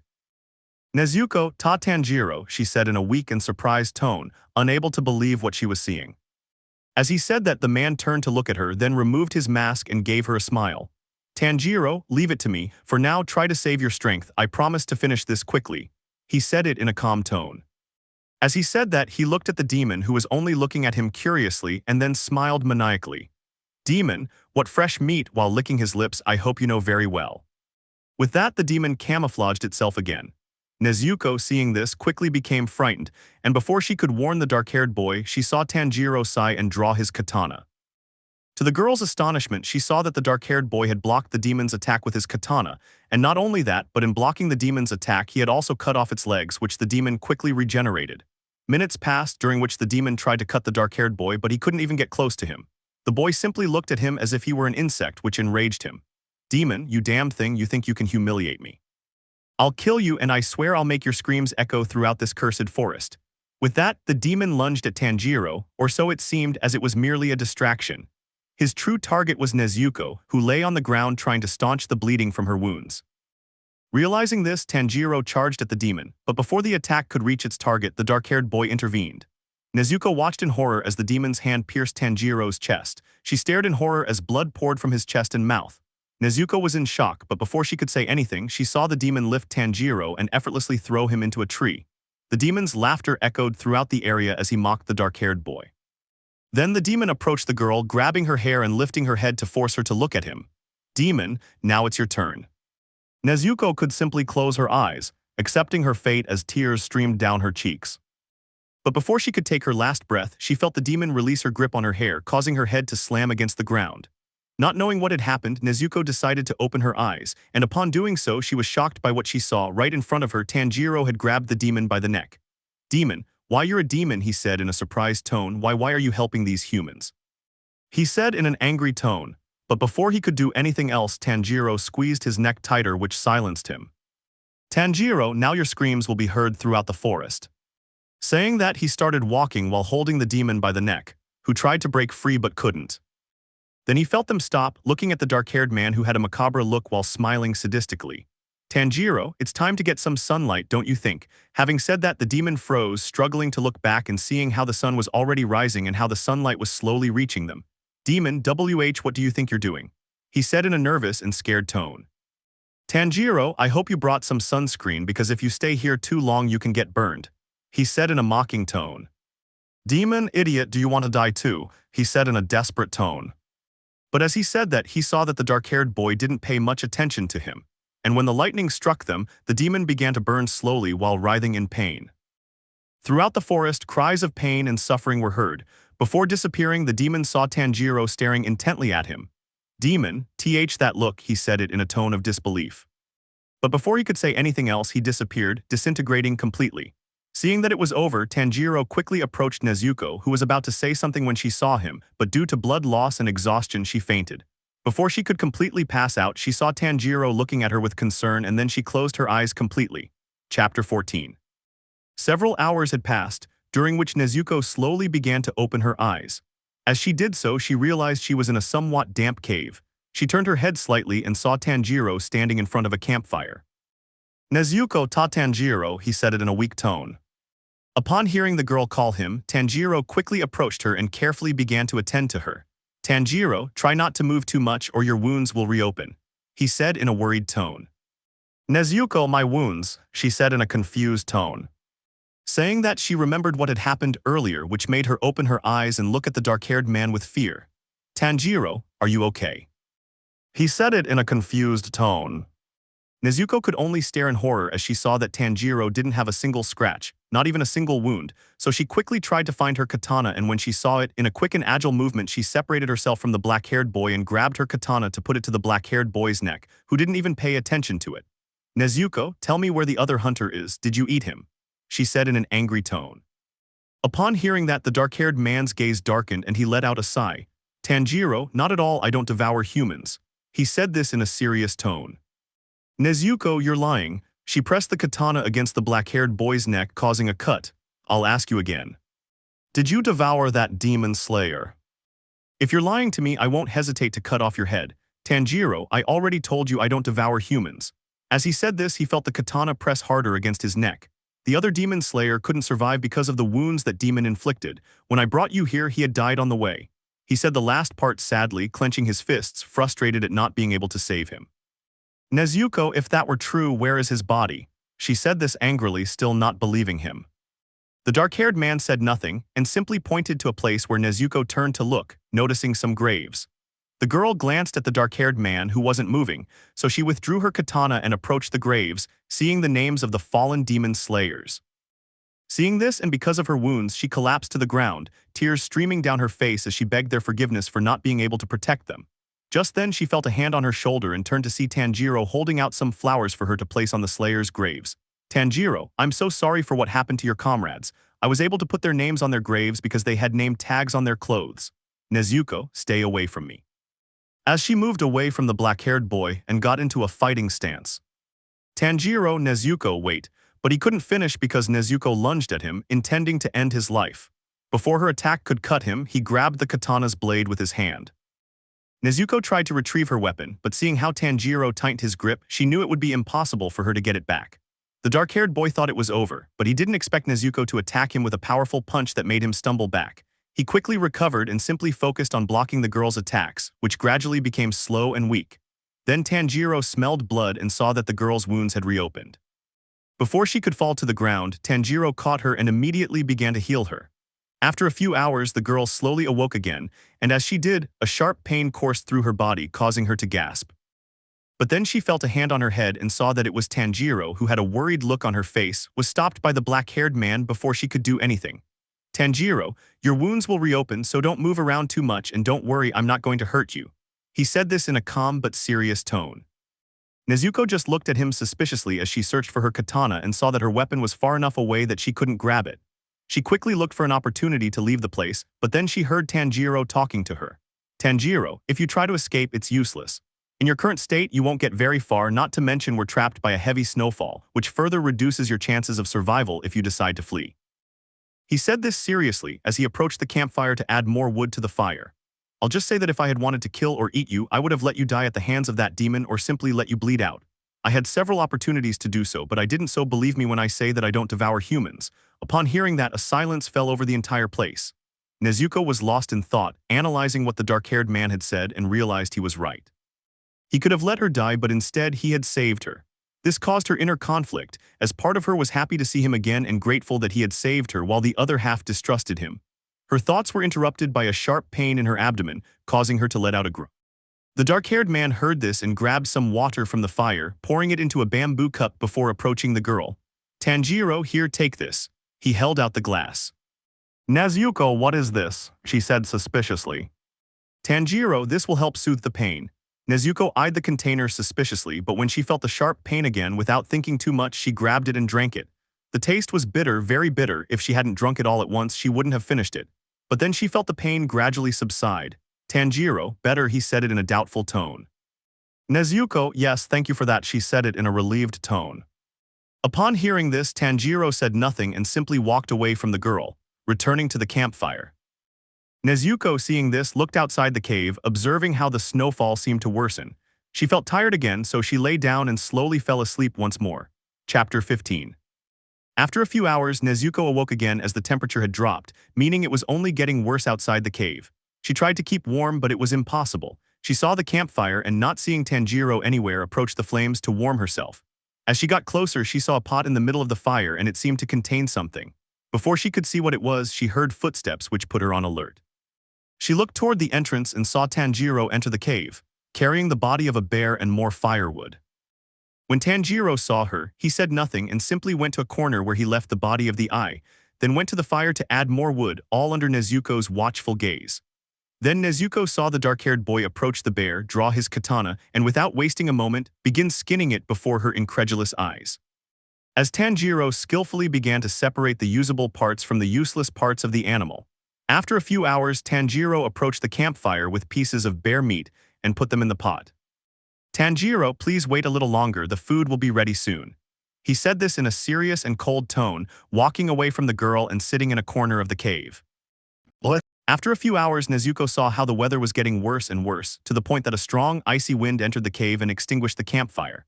Tanjiro, noticing this, quickly approached the fire and tried to relight it, but it wouldn't work. Seeing this, Nezuko took a piece of her uniform and tore it, pulling out some fabric. She then approached the dark-haired boy and held it out to him. "Nezuko, here, use this." "Tanjiro, thank you," taking the cloth. So the dark-haired boy tried to relight the campfire, and this time he succeeded. Seeing that the fire was lit, Tanjiro headed back to where he had been before. Nezuko huddled around the fire again to warm herself, but it was impossible since she had torn a large part of her clothing to light the fire. Seeing how the girl was shivering, Tanjiro approached her and offered her his coat. Upon seeing the coat, Nezuko thanked the dark-haired boy, taking it and putting it on. But then she noticed Tanjiro about to leave again, so she took his hand. "Nezuko, wait, you can stay by my side, you don't have to sit so far away," she said in a nervous tone.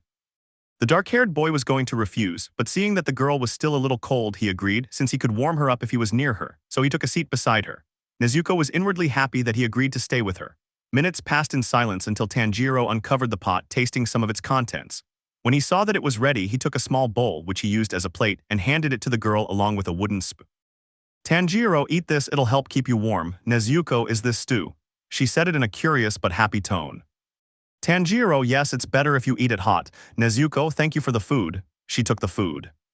Upon hearing that, Nezuko took a bite, her eyes lighting up as she quickly resumed eating. Tanjiro watched the scene, amused, as it was like seeing a little girl eating her favorite dish and savoring every bite. After a few minutes, Nezuko had finished eating, but she was still hungry and somewhat shyly asked Tanjiro if she could have a little more. He simply nodded, serving her more of the stew, which she happily ate again. But then she noticed that the dark-haired boy hadn't eaten anything. In fact, he hadn't even served himself. So she decided to ask him. "Nezuko, aren't you going to eat?" she said curiously. "Tanjiro, don't worry, I'm not hungry. Besides, remember I'm a demon, so I'll be fine if I don't eat the stew," he said calmly but seriously. "Nezuko, right, I forgot, I'm sorry," she said sadly. Upon hearing that, the place fell silent again, which made the girl a little uncomfortable. So to break the ice, she decided to speak. "Nezuko, it was delicious, thank you," she said happily. "Tanjiro, I'm glad you liked it. It was a bit difficult to get all the ingredients, but I'm happy I found each one." "Nezuko, one question, you said you'd be fine even if you didn't eat the stew. Does that mean you can eat normal food?" she said curiously. "Tanjiro, that's right. Even though I'm a demon, I can eat human food without any problem. That's why I told you I don't eat humans." "Nezuko, that's amazing, I didn't know demons could do that." "Tanjiro, they don't." "Nezuko, huh, what do you mean?" she said confused. "Tanjiro, let's just say I'm an exception. All demons, including those from the upper moons, feed on humans, but I can eat both humans and normal food." "Nezuko, I see," she said it in a thoughtful tone, but it didn't last long before she grabbed more stew. Tanjiro thought she was going to eat again, but he was surprised to see the girl hand him the stew. "Nezuko, well, let's eat. Food tastes better when we eat it together." She smiled at him. "Tanjiro, but there's only one bowl and one spoon," he said seriously. "Nezuko, then we'll share," she said casually. Tanjiro was about to say something else, but before he could, Nezuko put a spoon in his mouth, making him eat. The two of them started eating and joking around while they waited for the snowfall to end, having a good time together. Chapter 16. The days passed, and from that moment on, the huntress and the demon grew closer and closer. They even had friendly sparring matches where both Tanjiro and Nezuko improved their skills. They had established a routine. In the mornings, Tanjiro would go out to hunt animals or gather food for the redhead to eat, while Nezuko used the time to mend her torn uniform and clear her thoughts. When Tanjiro returned, they would prepare the food together, and he would teach her some survival skills. Currently, Nezuko could be seen trying to keep the fire going as the weather was much worse than the previous days. Tanjiro entered the cave, but he had a sad expression, as today was the third day he hadn't been able to find any food because of the storm. Without saying anything, Tanjiro approached the girl and added more wood to the fire along with some of his blood to keep it burning. "Tanjiro, I hope I can get you something to eat tomorrow." He said this in a sad tone. "Nezuko, don't worry, I know everything will be all right," while she snuggled closer to the dark-haired boy to warm herself up a little more. So the two remained silent, staring at the fire as they listened to the storm growing stronger. Meanwhile, elsewhere in a garden, all the pillars were gathered, including the sound pillar who had withdrawn. Their patron stood before them. The atmosphere was tense and everyone wore worried expressions, even the hunter's patron, though he didn't show it so as not to further alarm his hunters. "Yubayashiki, my children, we must not lose hope. I know it has been a week since my daughter Nezuko disappeared." He said it in a calm tone, or so it seemed, failing in the attempt. The pillars, hearing that their leader was just as worried, even more so than they were stunned, as they had never seen or heard their patron lose his composure. Then a voice was heard and they all turned to look at him. "Haimyama, master, we mustn't lose hope. Miss Nezuko is a pillar and very strong. Don't forget that we were all involved in her training. Furthermore, with all due respect, master, we mustn't waste any more time and we must return to our search." Upon hearing that, everyone seemed to regain hope and their spirits lifted. All the pillars looked at each other and nodded at what the rock pillar had said. "Shinobu, Haimyama-san is right, we must continue searching. Mitsuri, I'll check again at the last place where we heard anything about Nezuko. Iguro, I'll go with you, maybe Kaburamaru can help us." One by one, the pillars separated to begin the search for Nezuko anew. The next day, Tanjiro returned to the cave, but upon arriving, he found Nezuko lying on the ground. Approaching her, he saw she had a fever and he panicked, knowing he couldn't create medicine without the necessary herbs. The dark-haired man watched as the girl's body gradually weakened. Without food or medicine, Nezuko's condition would worsen to the point where her life was in danger. As the hours passed, Tanjiro saw that the girl's fever wouldn't break. He was tempted to turn her into a demon to end her suffering, but he knew it wasn't the right option, as he didn't want to curse her as he had been cursed. He looked at his hand and cut it, and blood began to trickle. He knew he had only one option, and without hesitation he approached her. "Girl." "Tanjiro, Nezuko, wake up." He gently shook the girl. "Nezuko ta Tanjiro, is that you?" she said in a weak tone. "Tanjiro, yes, it's me, I found some food." He carefully lifted the girl's head. "Here, eat this, it will help you recover." Saying that carefully, I brought a small piece of meat to his mouth so he could swallow it easily. "Tanjiro, come on, eat it, it'll help you have energy." With some difficulty, Nezuko chewed the meat, eating it and feeling herself gradually regain strength. The next day, Nezuko woke up, and as she did, her face quickly turned red. This was because the shirtless, black-haired boy was sleeping peacefully beside her. At that moment, impure thoughts filled the girl's mind, making her blush even more.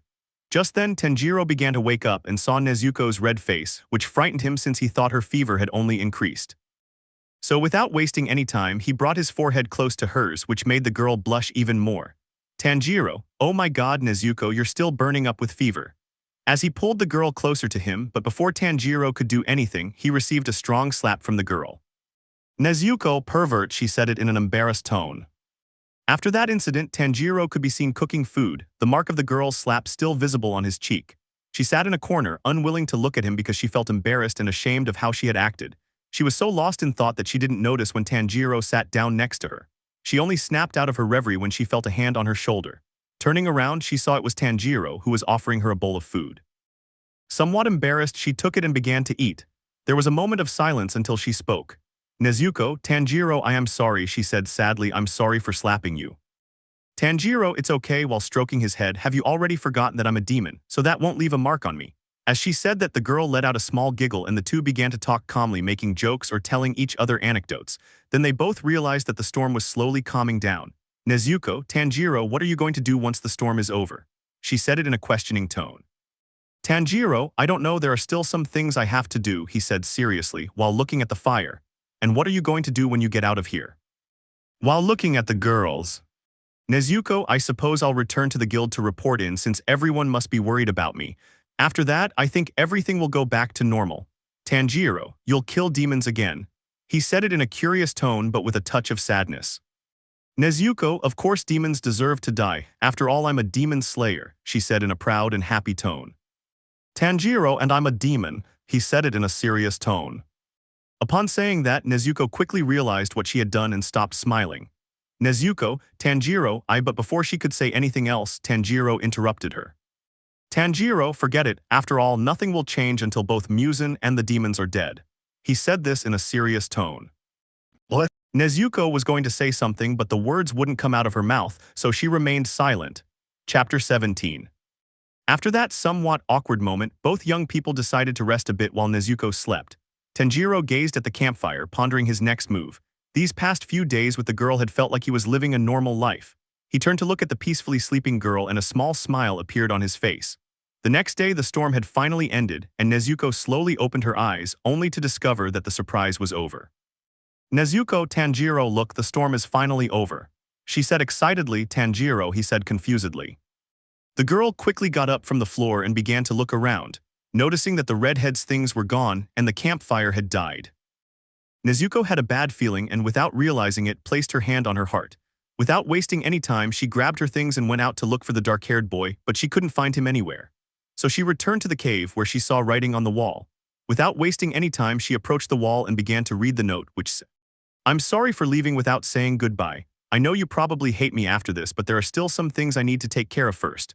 I want to thank you for these days we spent together. I had so much fun with you. You made me feel like I could have a normal life.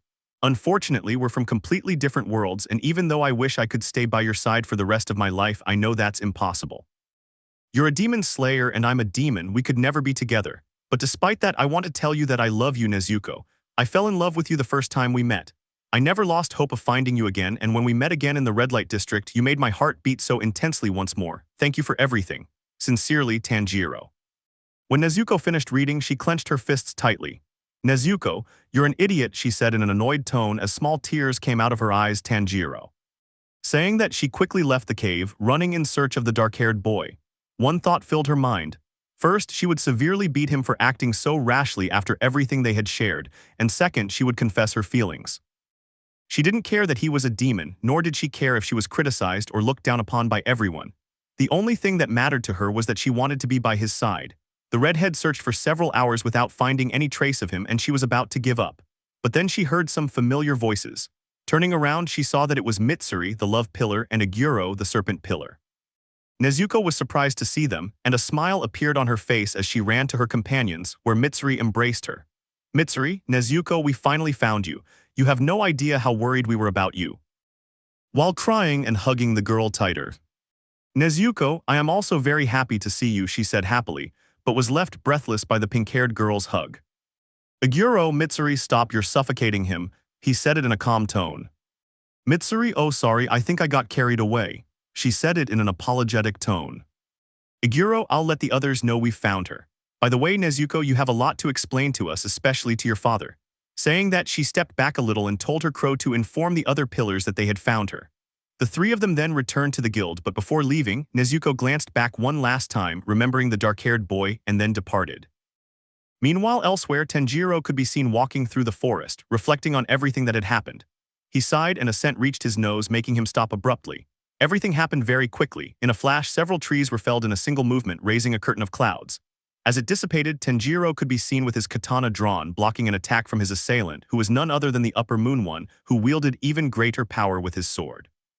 The Upper Moon One then used his breathing breath, causing Tanjiro to leap back and use his own breathing breath to counter the attack. Upper Moon Attack. "Tanjiro, attacking your opponents while distracted is not like you, Kokoshibo-sensei."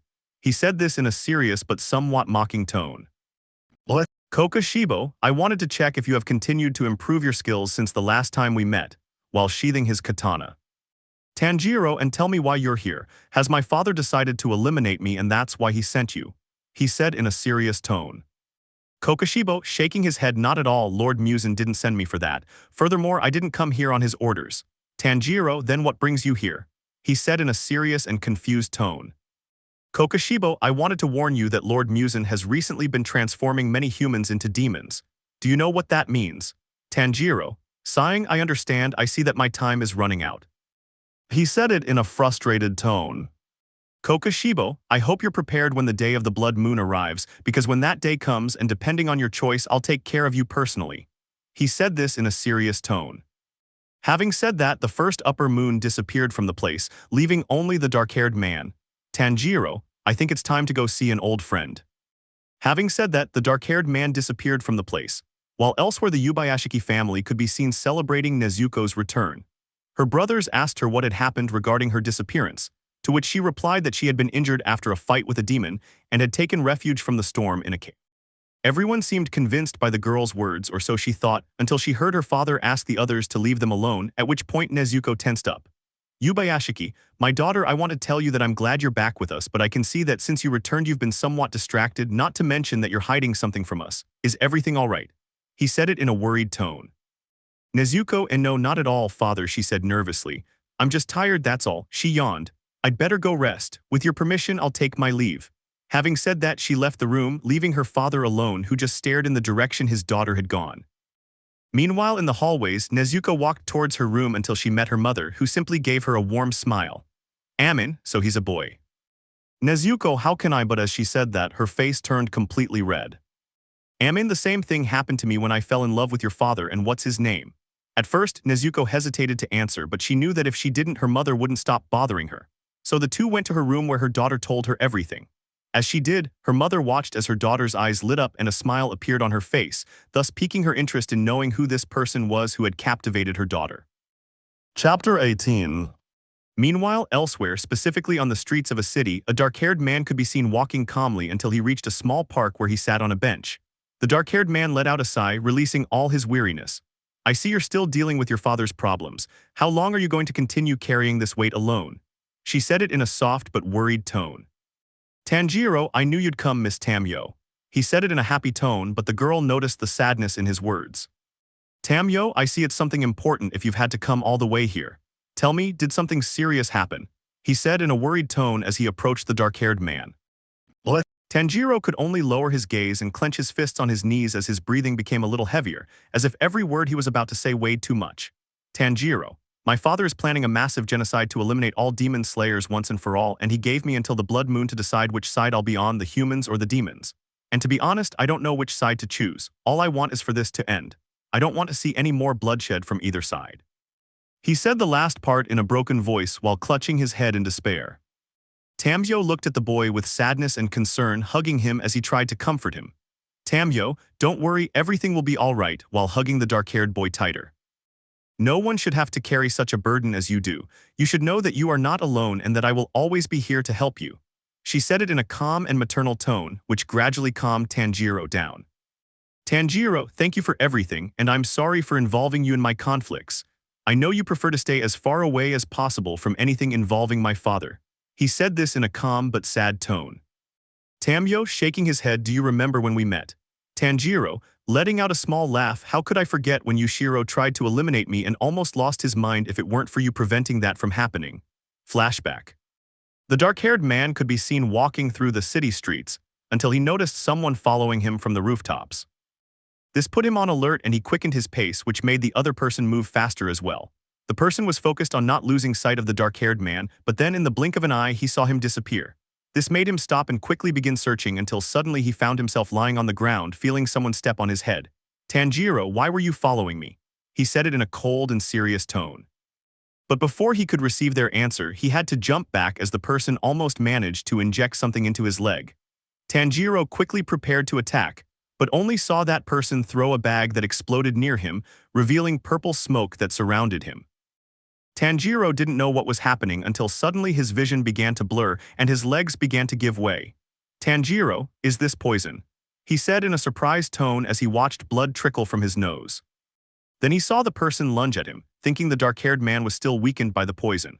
Before the blow could land, he saw the edge of a katana approaching his neck, giving him no time to react. But before he could be decapitated, someone pulled him aside, saving him from death. He realized that the person who saved him was the one who gave his life meaning. Miss Tamyo, he said in a worried tone upon seeing that the girl's arm had been cut off. Tamyo, Yushiro, we have to get out of here. She said in a worried tone upon seeing the dark-haired man. Yushiro, of course. Upon saying that, Tamyo used her blood technique to escape, but before they could, Tanjiro stopped them with a breathing technique. Tanjiro, I'll only give you one chance to live, so you'd better not waste it, he said in a cold tone. End of flashback. Tamyo, letting out a laugh, who would have thought that from that day on we would get along so well. Tanjiro, you're right, although Yashiro still holds a bit of a grudge against me for cutting off your arm. By the way, where is he? He said this in a questioning tone, surprised that he wasn't with Tamyo since he usually never leaves her side. Tamyo, I told him to go buy some medicinal herbs I needed, but he shouldn't be long. After saying that, there was a silence and the atmosphere changed abruptly. Tanjiro, I'd like to ask you a favor. He said it in a serious tone. Tamyo, if it's something within my reach, I promise to do it. He said it in a calm but serious tone. Tanjiro, you told me a while ago that you were working on a drug to stop my father. Tell me, are you still doing it? He said in a curious tone. Tamyo, that's right, but unfortunately my investigation hasn't progressed much, he said in a defeated tone. But what's the reason for that question? He said in a confused tone. Tanjiro, let me help you with your investigation, but on one condition. He said it in a serious but determined tone. What? Tamyo was surprised by what the dark-haired man said, putting on a serious expression as he stared intently at Tanjiro. Tamyo, what is that condition? He said it in a serious tone. Tanjiro, I want you to create a cure to turn my father back into a human. Upon hearing that, there was a silence, as the girl had always longed to eliminate the person who had caused her so much pain and suffering. She had even sworn to dedicate her entire life to finding a drug capable of killing the Demon King, Muzan Kibutsuji. Tanjiro watched as Tamyo stared into space, lost in her thoughts, which made him think that perhaps he had made a mistake, since he knew well the girl's desire to kill her father. Tanjiro, I'm sorry, I shouldn't have asked you that. It's best if I go, he said in a sad tone. As he said that, the dark-haired man stood up, and before he could leave, his arm was grabbed by the girl's hand. Tamyo, I accept your condition. Tanjiro, are you serious, Miss Tamyo? He said in a surprised tone. Tamyo, that's right, and please, Tanjiro, I already told you that you don't have to be so formal with me. She said it in a calm tone. Suddenly, Yushiro arrived and tried to attack the black-haired boy, mistaking him for a threat. Yushiro dodged his attack, earning him a scolding from Tamyo. Tanjiro watched the scene amused and couldn't help but chuckle at the situation. This annoyed Yushiro, who thought he was being mocked, leading to a brief argument between the two, which Tamyo then calmed down. Yushiro, Tusk, whatever. Tell me, Miss Tamyo, what is he doing here? He said angrily. Tamyo, Tanjiro has decided to help us with our research on creating a drug to neutralize Muzan. Yushiro, really? He said it in a surprised tone. Tanjiro, that's right, tell me, Tamyasan, what is it you need? Yushiro, hey, show some respect, brat. She said it in an angry and jealous tone, seeing how the black-haired boy called her. Tamyo, Yushiro, relax. I gave Tanjiro permission to call me that, and if you want, you can call me that too. Upon hearing that, Yushiro blushed slightly at what his lady had said, while Tanjiro watched with amusement. Tanjiro, so where do we begin? Tamyo, well, I'll need some blood from the upper moons to study it, and from there try to create a compound to create the cure that will turn demons back into humans. Tanjiro, I understand, but wouldn't it be more effective to use my blood to study it, given my closer relationship and proximity to Muzan? Tamyo, you're absolutely right, I had forgotten that detail. With that, Tamyo took some small glass vials from her pocket, which Tanjiro filled with his blood. When he finished, Tamyo invited Tanjiro to her house for some tea, which he declined, saying he had things to do. He then said goodbye and disappeared in a blur of speed, leaving the two demons alone. Yushiro, tell me, Miss Tamyo, are you sure you want to do this? He said it in a questioning tone. Tamyo, that's right, this may be our only chance to stop Muzan. He said this in a serious tone. Yushiro, he also helps him because, as he told me, Tanjiro reminds him of his eldest son, doesn't he? He said it in a questioning tone. Upon hearing this, Tamyo remained silent, nodding in agreement with her companion. She still sadly recalled that fateful night when, out of control, she had murdered her entire family. She carried immense pain and regret for a long time, and when she met the dark-haired man, she saw in him the children she had lost. Thus, she adopted a maternal role in his life, helping Tanjiro with his problems whenever she could. Meanwhile, elsewhere, 4 figures knelt before the Demon King, Muzan Kibutsuji. Muzan, listen to me, the red moon will be in 2 days. The era of the hunters has come to an end, and I don't want any mistakes on your part. Do you understand, upper moons? He said this in a serious tone while unleashing a great killing intent that made all the upper moons feel a great pressure upon them. Kokoshibo, bring him before me. Upon hearing this, the upper first moon nodded in agreement with what Muzan had said, and before she could do anything, a voice spoke. Master Muzan, please wait, let me take this job, she said in a pleading tone. Muzan, Dalma, don't you agree with my order? He said in a serious and annoyed tone. Dalma, never, my lord. It would only be a great honor for me to bring the prince back. It's something I've wanted for a long time. He said this in an ecstatic tone as a smile appeared on his face. Please, my lord, grant this honor to me, your faithful servant. He rested his head on the ground. Muzan, very well, Dauma, do it, but if you fail to bring it, the price for your failure will be your life, is that clear? He said this in a cold tone while increasing his bloodlust as his gaze focused on that demon. Dauma, don't worry, I won't fail you. He said it in a calm tone while a smile appeared on his face, but suddenly his eyes began to bleed and some blood began to come out of his mouth, and that was because Muzan was looking at him coldly. With that, Muzan ordered them to retreat, leaving him alone with Nakaim. The Demon King then instructed him to begin searching for the location of the Demon Slayer core, thus beginning a silent countdown where only fate will decide which side will win and which will fall. Chapter 19. The next day, Nezuko could be seen in a garden gazing at the flowers, wondering what Tanjiro could be doing. A memory flashed through her mind, the time Tanjiro had slept shirtless beside her, his torso bare. A slight blush crept across her cheeks and she quickly shook her head to clear her head. She decided to take a walk to clear her head and began strolling through her estate. So lost in thought, she didn't notice where she was looking and bumped into someone. Nezuko, I'm sorry, I wasn't looking where I was going. She said it apologetically, wincing from the blow. What? It's okay, by the way, are you all right? Said apologetically. When Nezuko raised her head, she saw that in front of her was the love pillar who was carrying a large plate of mochi. Nezuko, Mitsuri, what are you doing here? She said in a surprised tone. Mitsuri, I came to share this plate full of mochi with you. I thought we could have it with some tea. She said it in a cheerful tone that brought a small smile to the redhead's face. Nezuko, of course, she said happily. So the two girls went to the dining room where Nezuko started preparing some tea, and while they waited for the tea to be ready, the girls began to talk. Mitsuri asked her how she managed to survive the storm for so long, and Nezuko began to tell her what she did, obviously avoiding mentioning the dark-haired boy who had helped her all this time. But Mitsuri realized that Nezuko was hiding something since there were moments when Nezuko was about to mention the dark-haired boy, only to quickly pretend she had made a mistake or wanted to say something else, which quickly caught her attention. Mitsuri, hey Nezuko, one question. Could you repeat how you ended up taking refuge in that cave? If I remember correctly, your crow told us you were seriously injured. She said this in a questioning tone while staring intently at the girl. What? Nezuko, oh well, it's just that she said nervously while looking for an excuse, but then she saw Mitsuri looking at her, which made her even more nervous. At that moment, Nezuko heard that the tea was ready, which she appreciated, so she got up and went to get the tea, and when she returned she tried to change the subject. Nezuko, and tell me, were you able to confess your feelings to Aguro yet? As she said that, the pillar of love choked on her drink and began to cough, while Nezuko helped her to compose herself. Mitsuri, well it's just that what happened was, not having an answer while her face turned reddish, covering her face out of embarrassment. Nezuko could only watch her friend's scene with amusement, something Mitsuri noticed, causing her to pout, but she decided that this wasn't going to end like this. Mitsuri, and tell me Nezuko, have you found someone special yet? She said it in a mischievous tone. Upon hearing this, the girl's face flushed, shocking the love pillar. However, what they didn't know was that the insect pillar had entered at that very moment, causing the girl's blush to intensify. Mitsuri, Shinobu, it's so good you came.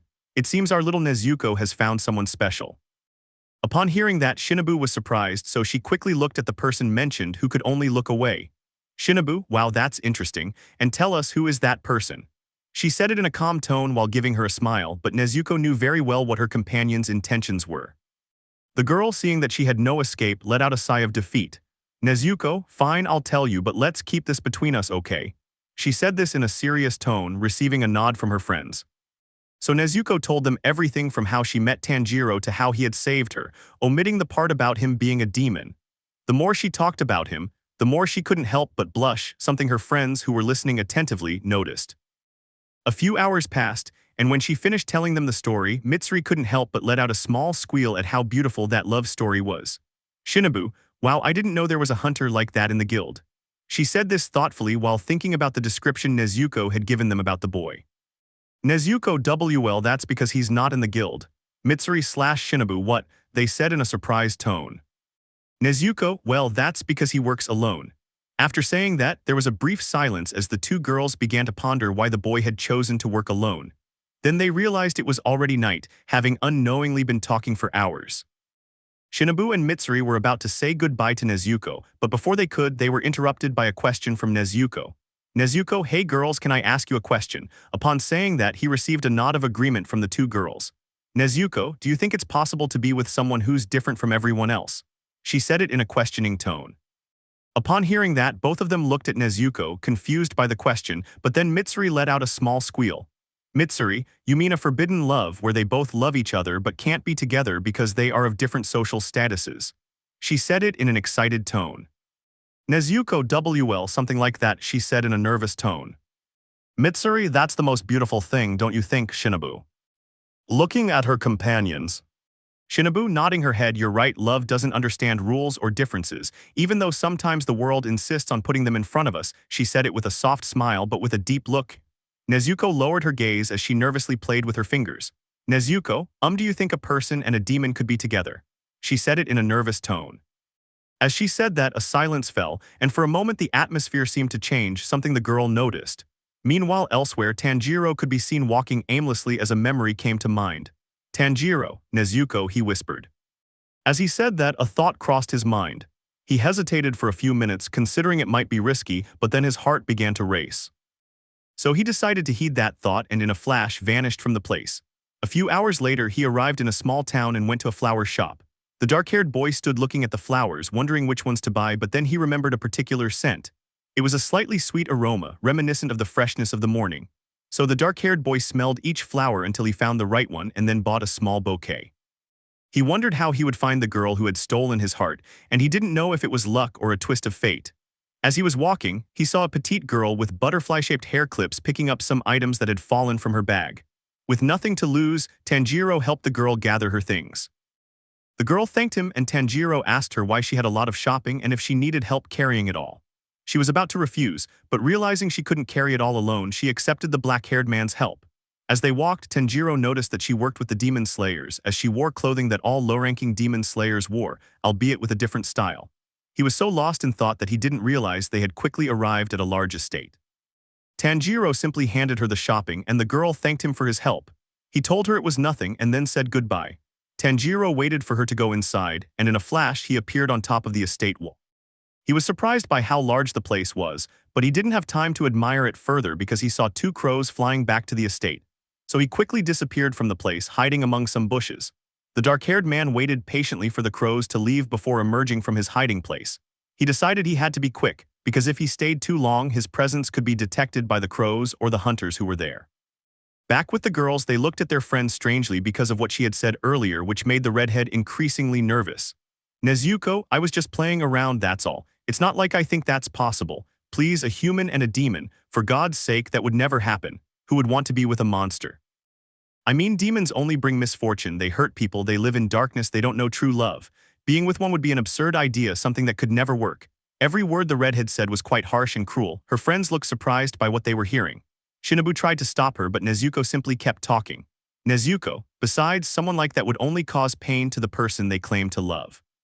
At that very moment, on the other side of the wall, Tanjiro stood completely still at what the girl had said. He had arrived just a few minutes before and was only waiting for the moment when the other girls would leave Nezuko alone so he could go in and surprise her. But he never expected that he would be the one who ended up surprised. Something inside him broke, and the hand in which he held the flowers began to tremble. Tanjiro, so that's what she thinks of me. He whispered it in a cold voice. The dark-haired boy felt his chest tighten, as if the air had become too heavy, and without realizing it, he lowered his gaze to his hands, remembering everything he had tried to hide, everything he refused to accept. Meanwhile, inside, Nezuko only hoped her friends would believe her, but inwardly she regretted saying those words. Clenching her hands, her friends simply left without saying a word, leaving Nezuko alone. She was about to leave too when she heard a small sound that caught her attention. Nezuko, who's there? She said in a confused tone. Mitsuri, is that you? She said in a questioning tone. Just then, a dark-haired man entered through the door, shocking the girl who stared as if she had seen a ghost. Nezuko, ta Tanjiro, she said in a surprised and shocked tone. The dark-haired boy said nothing and simply began to walk slowly toward the girl until he was quite close. The redhead couldn't stop staring at him, and when she finally recovered from her surprise, she noticed that the dark-haired boy had something in his hand. Upon seeing them, Nezuko was overjoyed, her heart began to race, and a blush spread across her face. But then she realized that Tanjiro wasn't saying anything and was simply looking at her with a serious and cold expression. At that moment, her whole body began to tremble, and all that excitement she had felt quickly turned into panic. "Nezuko, Tanjiro, did you?" she said in shock. "Tanjiro, that's right, I heard every word you said." He said it in a cold tone. "Nezuko, wait, I can explain it myself." But before he could finish, the dark-haired man spoke. "Tanjiro, there's nothing to explain, Nezuko, you made it perfectly clear. Demons only cause pain and suffering, don't they? We're monsters. Humans and demons could never be together." He said this in a serious and cold tone. "Nezuko, no, it's not what you think," she said in a terrified tone. The dark-haired man said nothing and carefully placed the bouquet of flowers on the table, turning around and walking towards the exit. But before leaving, he stopped, still talking without looking back. "Tanjiro, you know everything I told you in that note I left you in the cave is true. I fell in love with you. I thought the feeling was mutual, but I see I was wrong. Goodbye, Nezuko." As he said that, a tear fell down his cheek. "Nezuko, Tanjiro waits." But after saying that, the redhead disappeared from the place, leaving the girl alone. She looked at the flowers that the dark-haired man had brought her, and with trembling hands she took the flowers and burst into tears. Chapter 20. Meanwhile, Tanjiro was wandering aimlessly through a forest, his gaze lost in thought. He walked until he reached a cave and went inside to rest for a while. He leaned against the wall and closed his eyes. Hours passed as Tanjiro slept peacefully until suddenly he frowned and placed his hand on his katana as if preparing for an attack. Just then the air changed abruptly, the temperature dropped rapidly and the atmosphere became heavy as if announcing someone's arrival. Tanjiro remained calm, his eyes still closed, waiting for that person to appear. "Tanjiro, come out now and tell me why you've come here." He said it in a serious and firm tone. Then a laugh broke the silence of the cave, and when Tanjiro opened his eyes he saw that the upper moon Eye was in front of him. "Dalma, what a cold way to receive me, my young prince. Your cold words are like icebergs that pierce my heart." He said this in an exaggerated tone while placing a hand on his chest and smiling. "And I came with the best intentions." As he said this, he took out a handkerchief and pretended to wipe away a tear. Tanjiro said nothing and just stared at the demon, analyzing every movement because despite Dalma's carefree smile, his instinct screamed at him not to let his guard down for even a second. "Tanjiro, tell me why you've come here before I lose my patience." He said this in a cold tone as he got up from the floor. Dalma, seeing the dark-haired man's attitude, noticed something had changed in his eyes, which caused his smile to widen while his heart began to beat faster. "Dalma, you know, when I was human, many people used to tell me about their problems. It was kind of boring and depressing, to be honest. Those idiots thought that by telling me their problems, their lives would somehow improve," he said it in a mocking tone. "But among those problems, there were some that were repeated, and that was heartbreak." Upon saying that, Tanjiro opened his eyes a little wider, which was seen by the upper moon too, leading him to understand that he had been right. "Dalma, you know, young prince, it's curious how words can wound deeper than weapons, especially when those words are spoken by loved ones. Isn't that right, young prince?" And before he could finish, Dalma, in a swift movement, dodged the dark-haired man's blow, creating distance. Just as he was about to say something, his jaw was shattered, surprising the demon, who wondered how he had received the attack if he had completely dodged it. But then he saw the dark-haired man's eyes glow like blood, and a great bloodlust like a murderous instinct filled the place. The atmosphere grew even heavier, and small ice crystals slowly began to form on the cave floor. "Dalma, I've waited a long time to see you like that again, my young prince. Please let me experience that feeling again." He said it in a happy tone. As he said that, dozens of sharp ice fragments were launched directly towards Tanjiro like a deadly storm. The black-haired man reacted quickly, and in the blink of an eye disappeared from his spot while unsheathing his katana. Tanjiro eclipsed breathing second form, Silent Twilight. As he said that, a clean cut sliced through the air and the ice fragments were pulverized before they even touched him, turning into icy dust that slowly fell to the ground. Dalma opened his eyes with genuine surprise and happiness. "Dalma, wonderful, simply wonderful," as he began to applaud. "Please, young prince, don't hold back." With that, the demon began unleashing a barrage of attacks, which the dark-haired man simply countered. As the minutes passed, the fight grew more and more violent, to the point where the cave seemed about to collapse. Despite receiving mortal wounds from the dark-haired man, Dalma seemed to enjoy it, watching as the man's judgment gradually clouded, succumbing further to his sadism. But Dalma was so distracted, savoring the moment, that he lowered his guard slightly, which Tanjiro took advantage of. He slashed Dalma's chest with his katana, causing the upper moon too to spit out a great deal of blood, yet he continued to smile. In a swift movement, Tanjiro ripped out Dalma's heart with his bare hand, and before Dalma could react, Tanjiro delivered a powerful kick that sent him crashing into the cave wall, splattering it with blood.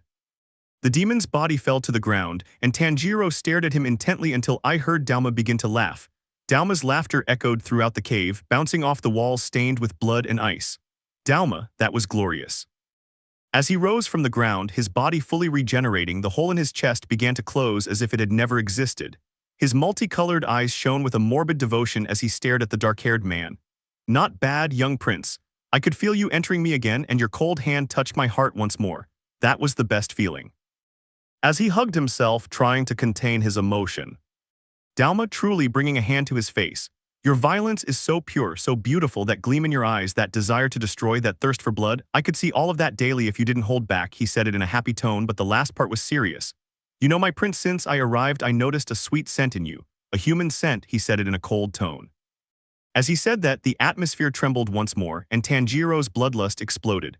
At that moment, the upper moon too observed tentacle-like appendages emerging from the dark-haired man's back. Dalma, seeing this, felt no happiness. For the first time, he felt fear. As he watched the dark-haired man prepare to attack, a chill ran through his body, and as if aware of the danger, he took a step back. "Tanjiro, you're not going to hurt him." He said it in an emotionless tone. With that, the dark-haired man vanished in the blink of an eye, and before the upper moon too could react, his face was slammed against the cave wall with such force that it created a small crater, staining it with blood. Tanjiro then hurled Dalma's body toward the ceiling, leaping high into the air.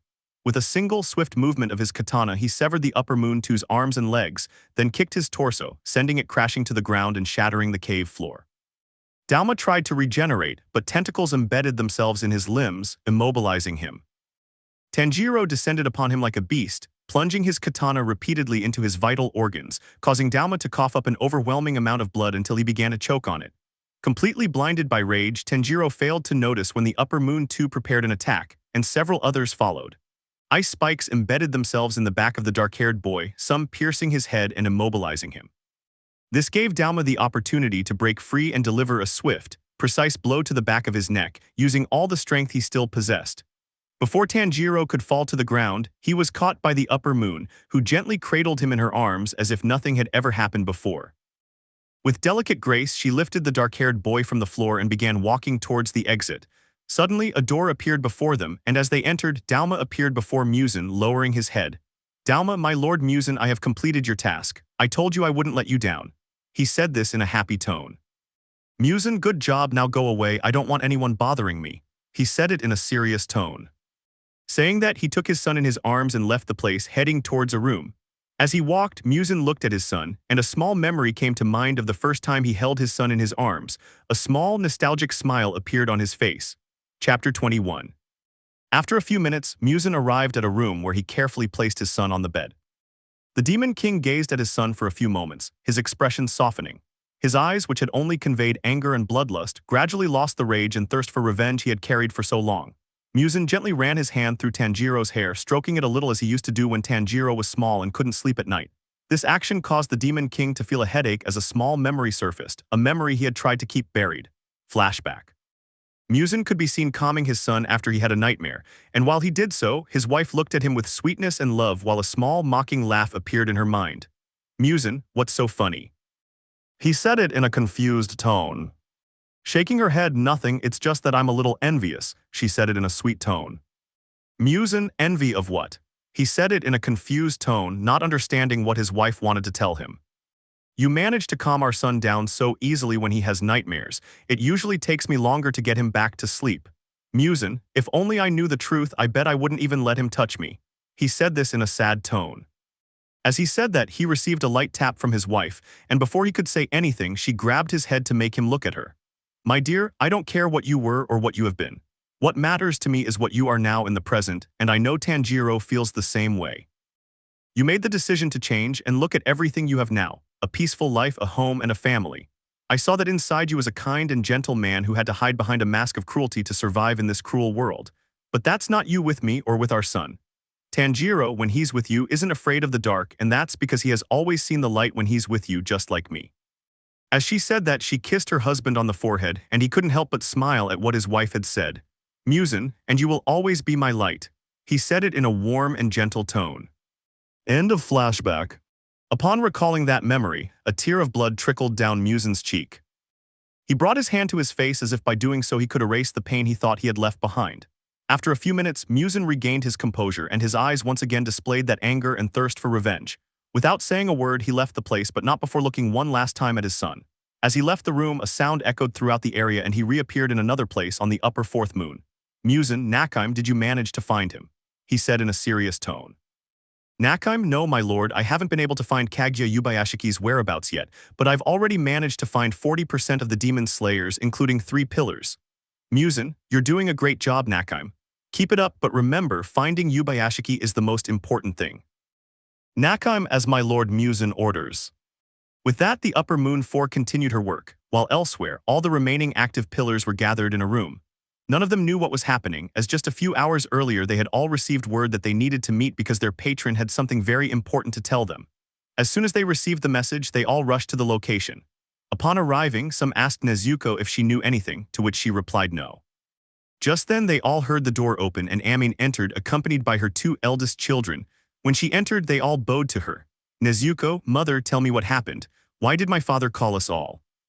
She said it in a confused tone. Amin, your father, Kaguya Yubayashiki, will not be able to join us today.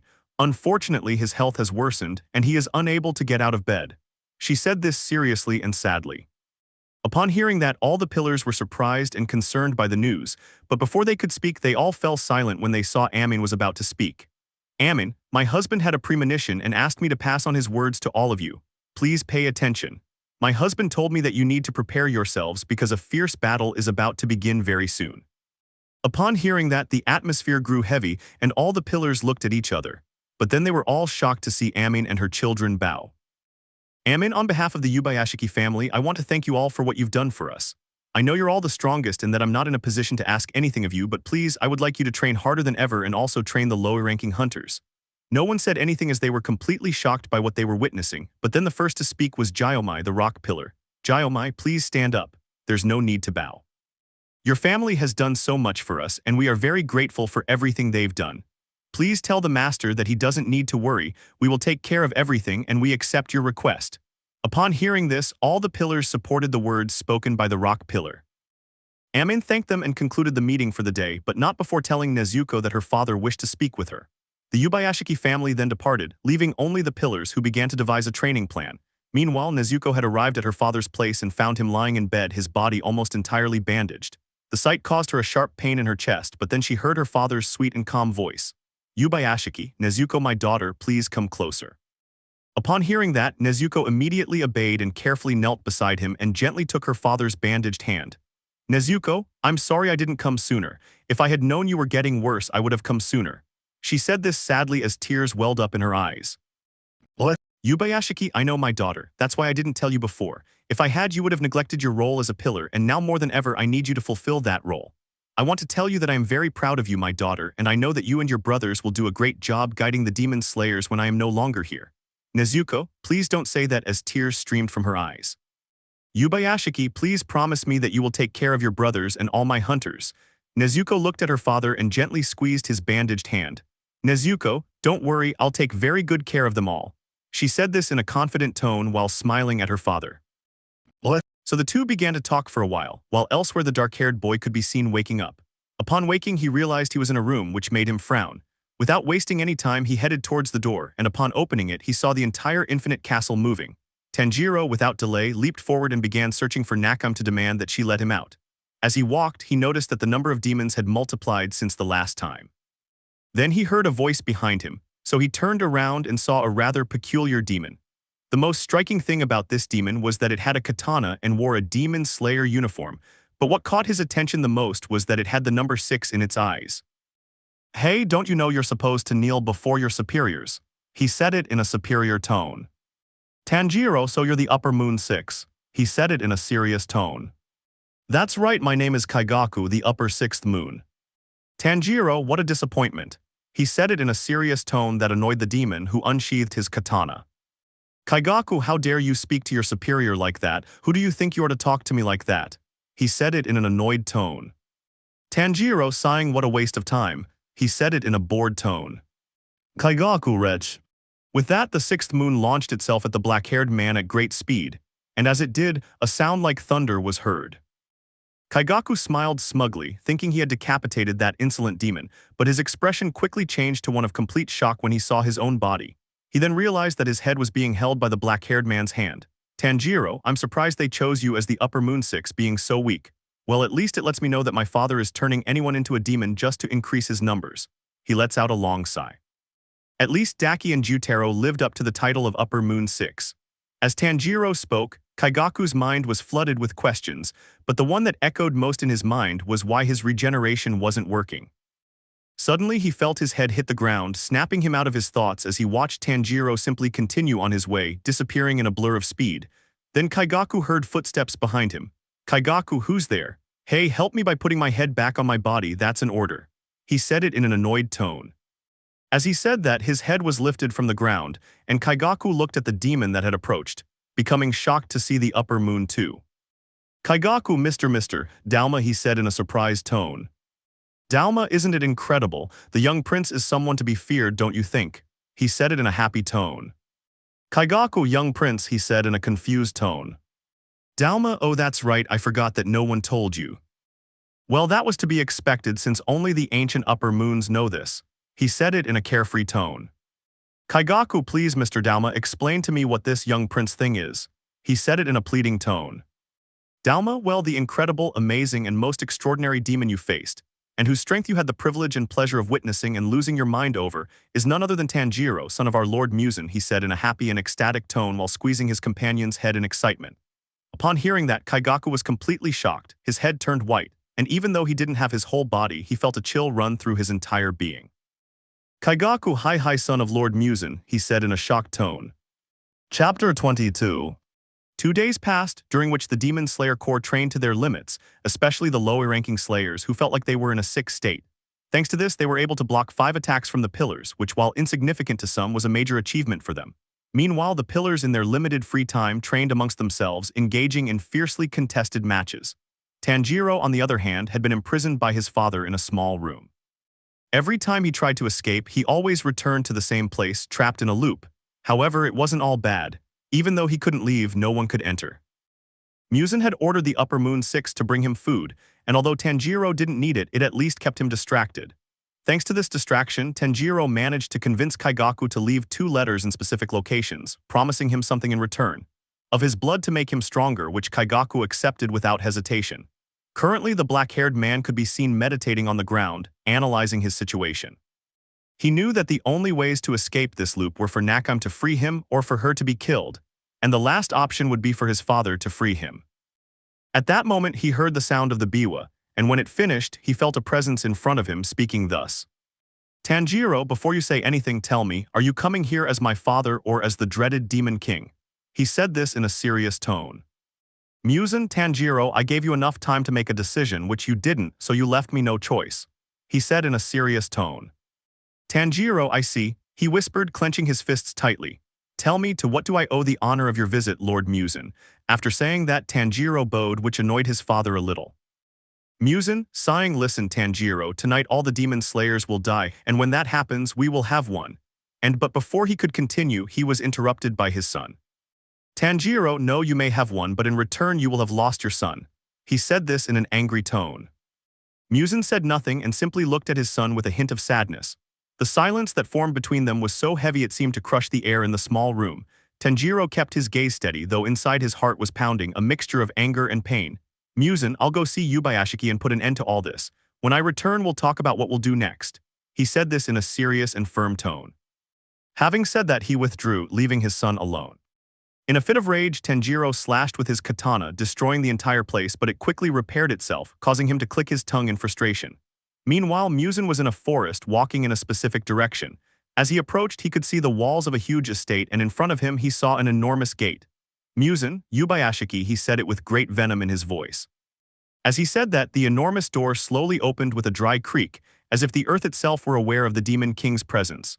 Muzan advanced unhurriedly, his imposing silhouette contrasting sharply with the unnatural calm of the place, filling it with a tense and heavy atmosphere. Muzan then saw 2 figures before him. One was Amin Yubayashiki, his wife, while Kaguya Yubayashiki lay on the floor, his frail body covered in bandages. Despite his frail state, his face displayed absolute serenity and tranquility. In the blink of an eye, Muzan was standing before them, staring intently like a predator eyeing its prey. Then the leader of the Demon Slayers spoke. "Yubayashiki, I knew that you would come, Muzan Kibutsuji," he said it in a weak but calm tone. Muzan stared at him with contempt for a few minutes, until he decided to speak. "Muzan, even on the brink of death you still feign calm, you're truly annoying." He said it in a serious but repulsive tone. Yubayashiki smiled slightly, but then began to cough until he spat out some blood and was quickly attended to by his wife. Muzan, it's pathetic to see you clinging to life even though many of your organs are starting to fail. It's a shame. I thought I could have a little fun with you before killing you. He said it in a bored tone. Yubayashiki, please don't feign surprise. You knew very well that I was dying, yet you still decided to come here, and I don't think it's just to mock my condition. Tell me, am I right? Upon hearing that, the tension in the air increased, but despite the sudden change, Yubayashiki remained calm and composed. Muzan, you're right, I didn't come just to mock you. My main reason for visiting is to demand what your stupid brotherhood stole from me. He said it in a serious and cold tone. Yubayashiki, what do you mean? He said in a confused tone. Muzan, I'm referring to my wife Kai. Upon hearing that, Yubayashiki and his wife's expressions changed to one of complete confusion and astonishment. Yubayashiki, why your wife? He said in a disbelieving tone. Muzan, I am very aware that in the past I have committed the worst sins the world has ever seen, but despite all that there was one person who did not see me as a monster, and saw me as someone who had no choice in doing what I did and gave me what no one else ever did before. A second chance, he said it in a whisper and in a sad tone. Upon hearing this, Yubayashiki was shocked, for although he couldn't see him, he felt the emotions that came out in every word of the Demon King.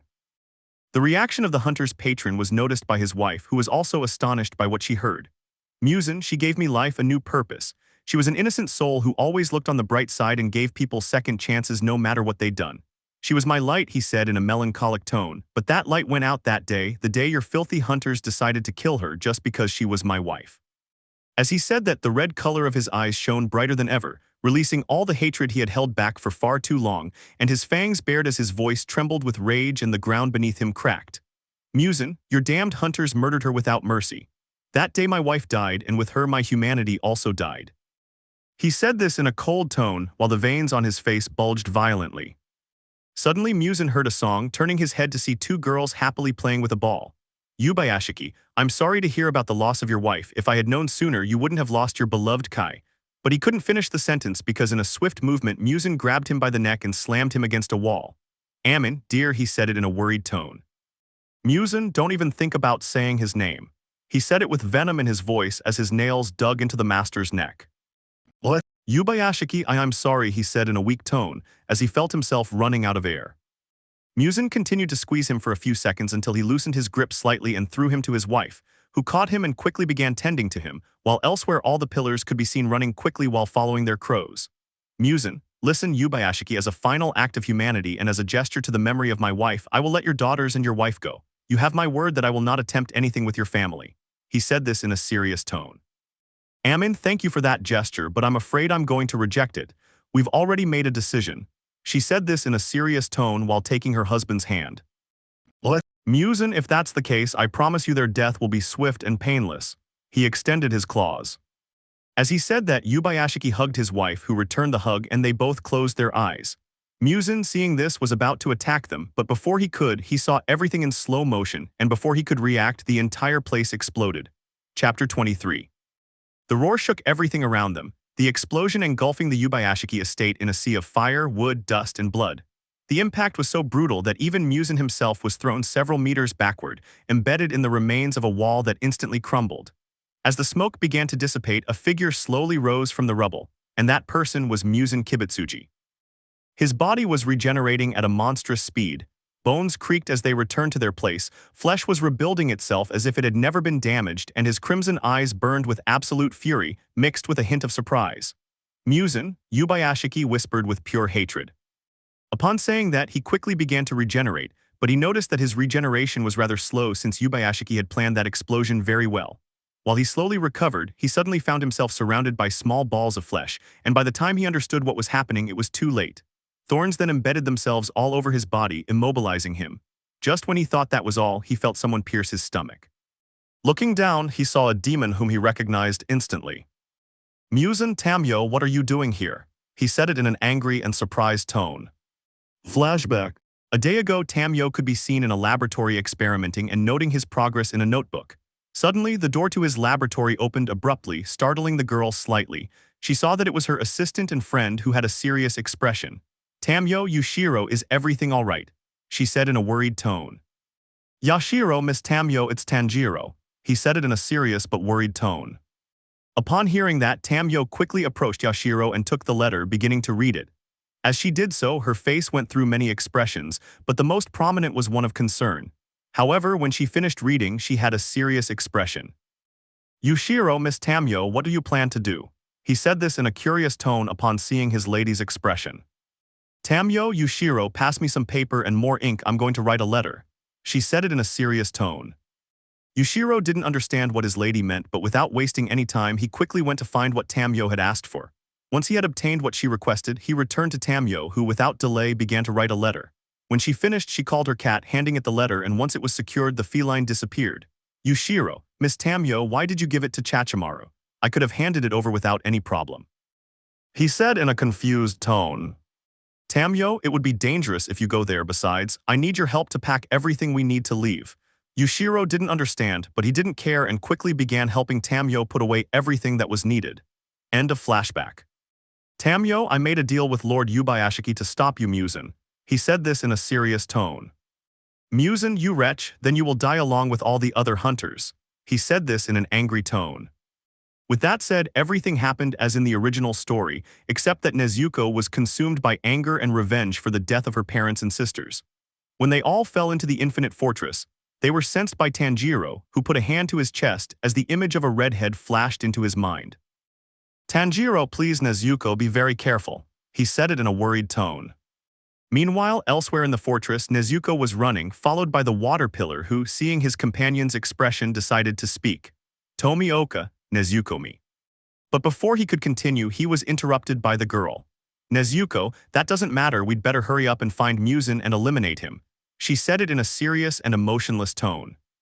Tomioka said nothing, and just looked worriedly at the girl, who was starting to eliminate each demon very quickly. Nezuko, I swear you'll pay for this, Muzan Kibutsuji. All of you damned demons will die. I won't allow any of you to survive.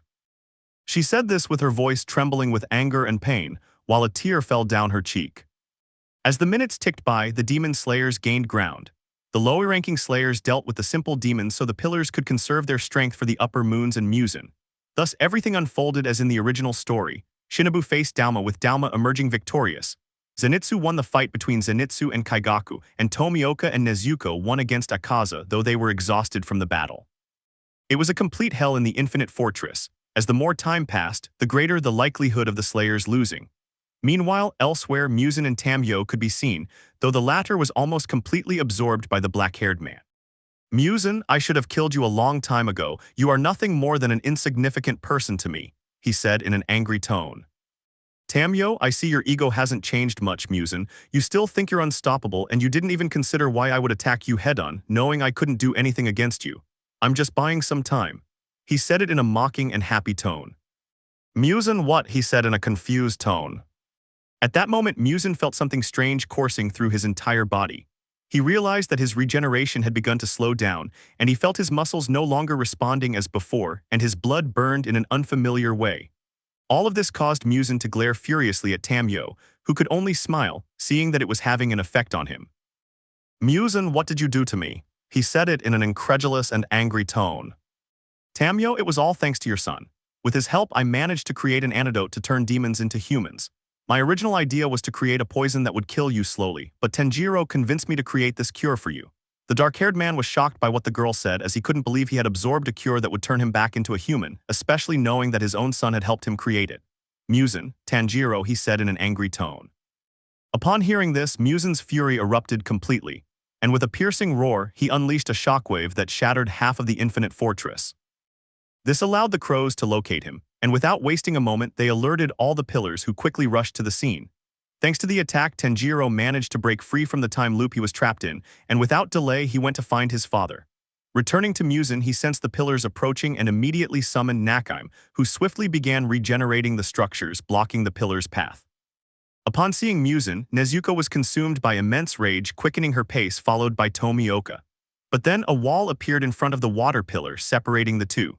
Tomioka told Nezuko to wait for the others, but she ignored him and decided to face the Demon King alone. Nezuko, Muzan, she said in an angry tone. With that, she leaped towards Muzan, who prepared an attack and waited until Nezuko was close enough to launch it. Nezuko realized this too late, and before the attack could hit her, she vanished in a blur of speed. When she came to, she found herself in Tanjiro's arms. "Nezuko, Tanjiro," she said in a surprised tone while a slight blush appeared on her face. "Muzan, Tanjiro, I swear you will die by my hands, do you understand? I swear I will kill you." He said it in an angry and rage-filled tone. As he said that, the ground beneath Tanjiro and Nezuko opened up, causing them both to fall and be transported to another place, while Muzan was also transported elsewhere. At that moment, the entire infinite fortress began to change until it transformed into a cube. All the demons then received the order to eliminate all the demon slayers as quickly as possible if they didn't want to be eliminated themselves. Thus, all the demons attacked mercilessly the slayers who were trying to hold them back. Chapter 24. Tanjiro and Nezuko appeared in a rather large room and observed that there were several destroyed columns. Then the two sensed a rather large presence, but Tanjiro recognized it instantly. "Tanjiro, Nezuko, get out of here," he said in a serious tone while drawing his katana. "Nezuko, that because..." But she couldn't finish because Tanjiro took her in his arms, dodging an attack that destroyed several pillars. Then they both saw a silhouette appear before them, none other than the upper moon one, Kokoshibo. "Tanjiro, Nezuko, go with your companions, I'll take care of him." He said this in a serious tone while drawing his katana. "Nezuko, you're crazy, how do you plan to face the upper moon one alone?" She said it in an incredulous and annoyed tone. "Tanjiro, your comrades need you, go with them, I'll be fine." He said this in a calm tone, reassuring the girl. Nezuko just stared worriedly at the dark-haired boy and felt her heart start to beat faster, and without thinking twice she kissed Tanjiro, who was completely shocked. Nezuko quickly pulled away but had a deep blush on her cheeks. "Nezuko, and no, don't you dare die, you fool." She said it in a nervous tone and with a blush on her face. Having said that, the girl quickly left the place, leaving only the two demons staring intently at each other. "Kokoshibo, it's time for you to show me how much you've progressed, Tanjiro." He said this in a serious tone while pointing his katana at him. "Tanjiro, this time I won't hold back, Kokoshibo-sensei," as he got into a fighting stance. With that, the two demons stared at each other without moving a muscle, until suddenly, in a burst of speed, they vanished. As they did, several columns were destroyed and only the sound of steel clashing could be heard. Kokoshibo appeared before Tanjiro, and instantly his flesh sword warped, releasing dozens of crescent moons that split the ground and pulverized the walls. Tanjiro's body was pierced by the cuts of the upper moon. One of these cuts ripped open his chest from side to side and blood sprayed out, staining everything around him. But even so, Tanjiro didn't fall to the ground. In a swift movement, he severed Kokoshibo's arm, who didn't even flinch. He simply regenerated his arm and launched himself at the dark-haired boy. The battle was ferocious. The sound of flesh being torn apart and steel clashing was all that could be heard. Then both unleashed a powerful attack that forced the other back, revealing that the two demons they had mortal wounds, but these healed completely and quickly. Then both launched themselves at each other with even more force and brutality than before, each blow leaving a fatal wound on their opponent. As the hours passed, the fight seemed endless as both demons blocked and counterattacked with incredible agility and brutality. But in a moment of carelessness on Tanjiro's part, Upper Moon One launched a slash toward the black-haired man's neck. Before the slash could strike, Tanjiro relaxed his entire body, took a breath, and with overwhelming speed dodged the attack. Not only that, but he managed to counterattack, decapitating Upper Moon One. Kokoshibo's body fell to its knees while its head rolled across the floor. Upper Moon One couldn't believe what had happened and refused to accept defeat. Tanjiro watched in surprise as Kokoshibo's head tried to regenerate, and before it could, he prepared to attack. Again, Kokoshibo, seeing this, tried to recover as quickly as possible, but then he saw his brother reflected in the black-haired man's katana, looking at him with a slight smile, extending his hand. At that moment, Kokoshibo remembered how his brother kept the flute he had given him until the end of his life. The Upper Moon One understood that his brother had never wanted to overshadow him. That was why he had run away when they were children, so that he could fulfill his dream of becoming a samurai. And even though Kokoshibo had chosen to become a demon, his brother had loved him until the very end. Then, in a swift movement, Tanjiro cut the Upper Moon One's body into several pieces, preventing him from regenerating. Before disappearing, Kokoshibo closed his eyes, accepting his fate. Seeing this, Tanjiro simply sheathed his katana and said a prayer for his master, asking that he find peace. Once Upper Moon One died, Tanjiro felt a pain in his chest. Taking a small bottle containing a red liquid from his pocket, the black-haired boy stared at the bottle until it suddenly exploded, causing his entire body to tremble and tears to fall to the ground. "Tanjiro, ta tamyasen, no," he said in a sad tone. With that, the dark-haired man vanished in a blur of speed. Meanwhile, elsewhere, a few hours earlier, all the pillars and some lower-ranking demon slayers arrived at the center of the infinite fortress. There they saw a gigantic mass of flesh, throbbing veins, and deformed bones, like a monstrous cocoon beating to the rhythm of a sickly heart. Each pulse made the entire fortress vibrate. No one knew what to do until they saw Nezuko launch herself at it. Without wasting a moment, the other pillars rushed at the cocoon, but before their attacks could land, it opened and a figure emerged at monstrous speed. All the pillars were shocked to see this figure, for it was none other than Muzan Kibutsuji, the Demon King, but in a monstrous form. Then they all saw that Muzan was holding a head in his hand Tamyo's. "Tamyo, I trust you will manage to stop him. Please take care Tanjiro and my beloved Yushiro," she said in a weak but happy tone. With that, Muzan crushed her head, killing her completely. Then he turned around, seeing all the pillars for the first time. "Muzan, so you're the last remnants of the Demon Slayer Corps," he said in a deep, distorted voice. As if several voices were speaking at once. "You're pathetic, weak, and insignificant," he said angrily. Tamyo's blood still trickled between his fingers as he dropped the remains to the ground. The impact resonated like a sharp blow in everyone's hearts. Chapter 25. Nezuko froze for a second as her eyes widened, but then she remembered her parents and sisters speaking loudly enough for all the pillars to hear. "Nezuko, listen to me, no matter what happens, don't back down." She said this with a firm voice, though her hands trembled slightly. "This is the day it all ends. Before us stands the source of our suffering, the monster that stole our lives, dreams, and families." She said this in a sad tone, remembering her family. "I know you're afraid, I am too. That fear consumes us and paralyzes us, but it also reminds us why we're here." As she said this, she firmly gripped her katana while assuming a fighting stance. "Today we don't fight to survive, we fight for those who can no longer wield a sword. We fight in the name of those who are no longer here. We fight to end this nightmare once and for all. Today, Muzan Kibutsuji will fall." His words broke the heavy silence Muzan had imposed, and the hunters gripped their katanas. Fear still lingered in their chests, but it was buried by absolute determination. They couldn't fail, they wouldn't allow it, not now. Muzan simply tilted his head slightly, bored by the situation he was witnessing. "Muzan, how ironic, even on the brink of extinction humans still cling to a futile hope. Well, it's best to end this as quickly as possible." With that, he lunged at the demon slayers. The bodies of several lower-ranking slayers lay on the ground, victims of the Demon King's attacks. Some were severed in half, while others were headless. The pillars were also badly injured by the Demon King's attacks. Every time they tried to cut him, the Upper Moon 4 played her instrument, shifting the Demon King's position. Muzan smiled sadistically, seeing the pillars exhausted and wounded, but then he felt two saw-like katanas pierce his chest. Turning around, he saw a slayer wearing a boar mask.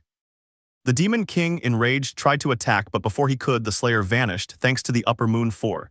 "Muzan, Nakime, what do you think you're doing?" he said in an angry tone. But then he realized that Nakime was being controlled by a demon he didn't recognize. "Yushiro, this is because of that wretched Miss Tamyo," he said it in an angry tone. Upon saying that, Muzan was met with multiple attacks from all the demon slayers, and one of them shattered his head, transforming him back into the rock pillar that had struck him. But then everyone saw Muzan cut in half, yet the Demon King regenerated at incredible speed. The one responsible for that attack was none other than Tanjiro. "Tanjiro, it's time to pay for your sins, Muzan," he said it in a serious and cold tone. "What?" With that, Tanjiro lunged at Muzan and the two began fighting. The pillars were shocked by what they saw, but then they all heard Nezuko speak. "Nezuko, Tanjiro is on our side, let's not waste any time and support him," she said in a serious tone. With that, the pillars launched themselves once more, supporting Tanjiro. As the hours passed, the demon slayers were gaining the upper hand, as every attack Muzan launched was easily dodged thanks to Nakime's help. Without a second thought, Muzan killed his subordinate, causing the entire infinite castle to begin collapsing. Tanjiro wasted no time approaching Nezuko to protect her from the destruction. When everything was destroyed, all the demon slayers returned to the real world, emerging in the middle of a snow-covered forest. Some were seriously injured, but despite this, they launched themselves against Muzan once more. Tanjiro was responsible for protecting the demon slayers from his father's attacks, which led to him receiving some quite serious cuts, but he regenerated without issue. Muzan, now tired of the demon slayers, prepared a devastating attack. At that moment, a lower-ranking demon slayer spoke. "Hunter, listen to me, protect the pillars with your own lives, use your bodies as shields. They are the only ones who can defeat Muzan." Upon hearing this, all the lower-ranking demon slayers protected the pillars from Muzan's attack, which resulted in their own deaths. However, they knew their lives would not be in vain. This boosted the morale of all the pillars as they were determined not to let their comrades' deaths be for nothing. As the hours slowly ticked by, the pillars were losing the fight, some on the brink of death. Then, as sunlight began to rise, Muzan decided to escape, but Tanjiro quickly stopped him and cut off one of his legs. This sparked a fierce battle between the two in which they attacked each other mercilessly. Muzan watched as his son held back his attacks. He was about to speak, but was interrupted by an attack from the redhead. At that moment, Tanjiro and Nezuko began to coordinate perfectly, a fact noticed by Muzan, who took advantage of a moment of inattention from Nezuko to wound her in the abdomen. This caused Tanjiro to become distracted and vulnerable, pierced by his father's tentacles, causing him to spit out a large amount of blood. "Tanjiro, father, please stop," he said in a weak tone as tears streamed from his eyes. Upon hearing that, Nezuko was shocked to hear Tanjiro calling Muzan, while several memories flashed through her mind. "Muzan, and why should I stop?" he said in a cold tone. "I finally have the opportunity to eliminate this entire plague once and for all. I will not rest until every hunter has died by my hands." Saying that, he launched an attack on Nezuko, who was trying to stop the bleeding. Seeing this, tentacles emerged from his back and stopped his father's attack. Muzan was surprised by this sudden action from his son, but then the black-haired boy delivered a powerful blow that sent Muzan flying several kilometers backward. Not allowing his father to recover from that attack, he launched himself again, pulling him away from Nezuko, who could only watch as Tanjiro and Muzan disappeared into the trees. At that moment, several Kakashi appeared on the scene tending to Nezuko. Kakashi 1, "Miss Nezuko, don't worry, we'll help you," while taking some medical instruments out of his backpack. "Nezuko, listen, you still have the medicine that turns demons into humans," she said it in a weak tone and with some pain. Kakashi 2, "We only have 4 left," while taking out 4 injections. "Nezuko, that will do." Having said that, he took the 4 injections and ran towards the place where Tanjiro was fighting Muzan. While the demons were attacking each other fiercely like animals, Tanjiro tried to reason with his father, but he was completely blinded by rage. Without realizing it, they both arrived at a cabin in the woods where Muzan, with a powerful kick, caused his son to crash through the wall of the house. Tanjiro, somewhat dazed, tried to get up, but before he could, his father grabbed his face and threw him upwards, sending him crashing through to the second floor. "Tanjiro, father, please." But he only received one blow that sent him flying, crashing into a door and breaking it in the process. Tanjiro tried to get up, but he was too tired. He saw his father enter the room, but when he did, he was shocked by what he saw. "Muzan, this is your room," he said in shock. Tanjiro looked around and realized that this was indeed his room. They had ended up in his old house where it had all begun. He looked at his father and saw how he was looking at the place with disbelief, his gaze that reflected anger and bloodlust having disappeared, returning to the look he had when his mother was still alive. "Tanjiro, father," he said in a worried tone. "Muzan, my child," he said in a regretful tone as he fell to his knees and tears began to fall down his cheeks. "I am killing my child," he said sadly. As he said that, he grabbed a photo with his tentacle, a picture of the 3 of them together smiling happily, and his hands began to tremble. "Muzan, Kai, I'm murdering our son. We painted this room, we made these toys. He's our child, Kai, he's the greatest gift you ever gave me.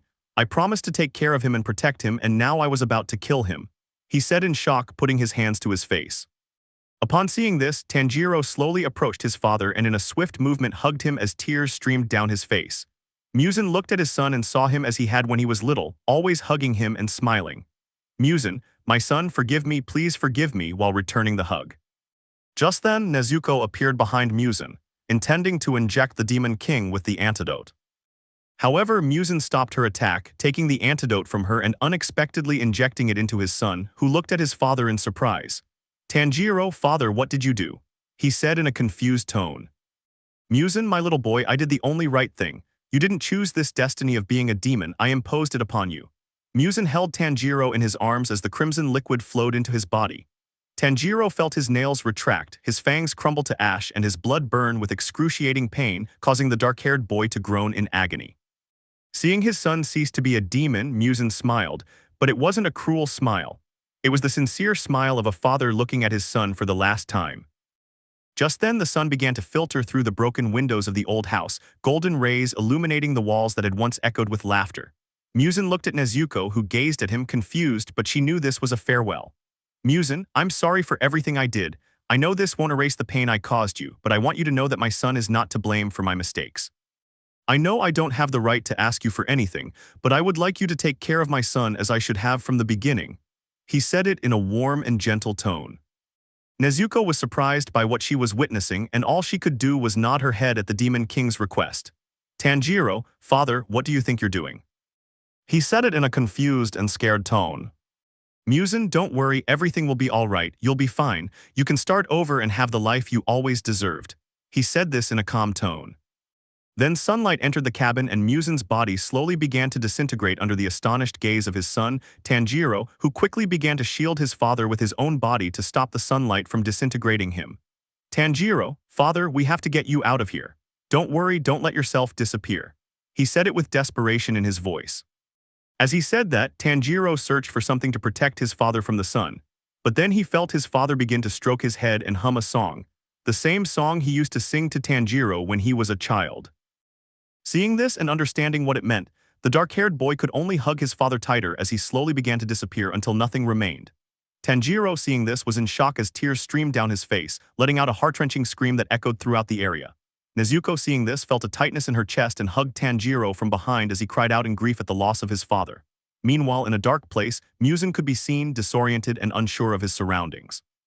Then great flames appeared before him, as if welcoming him to the place.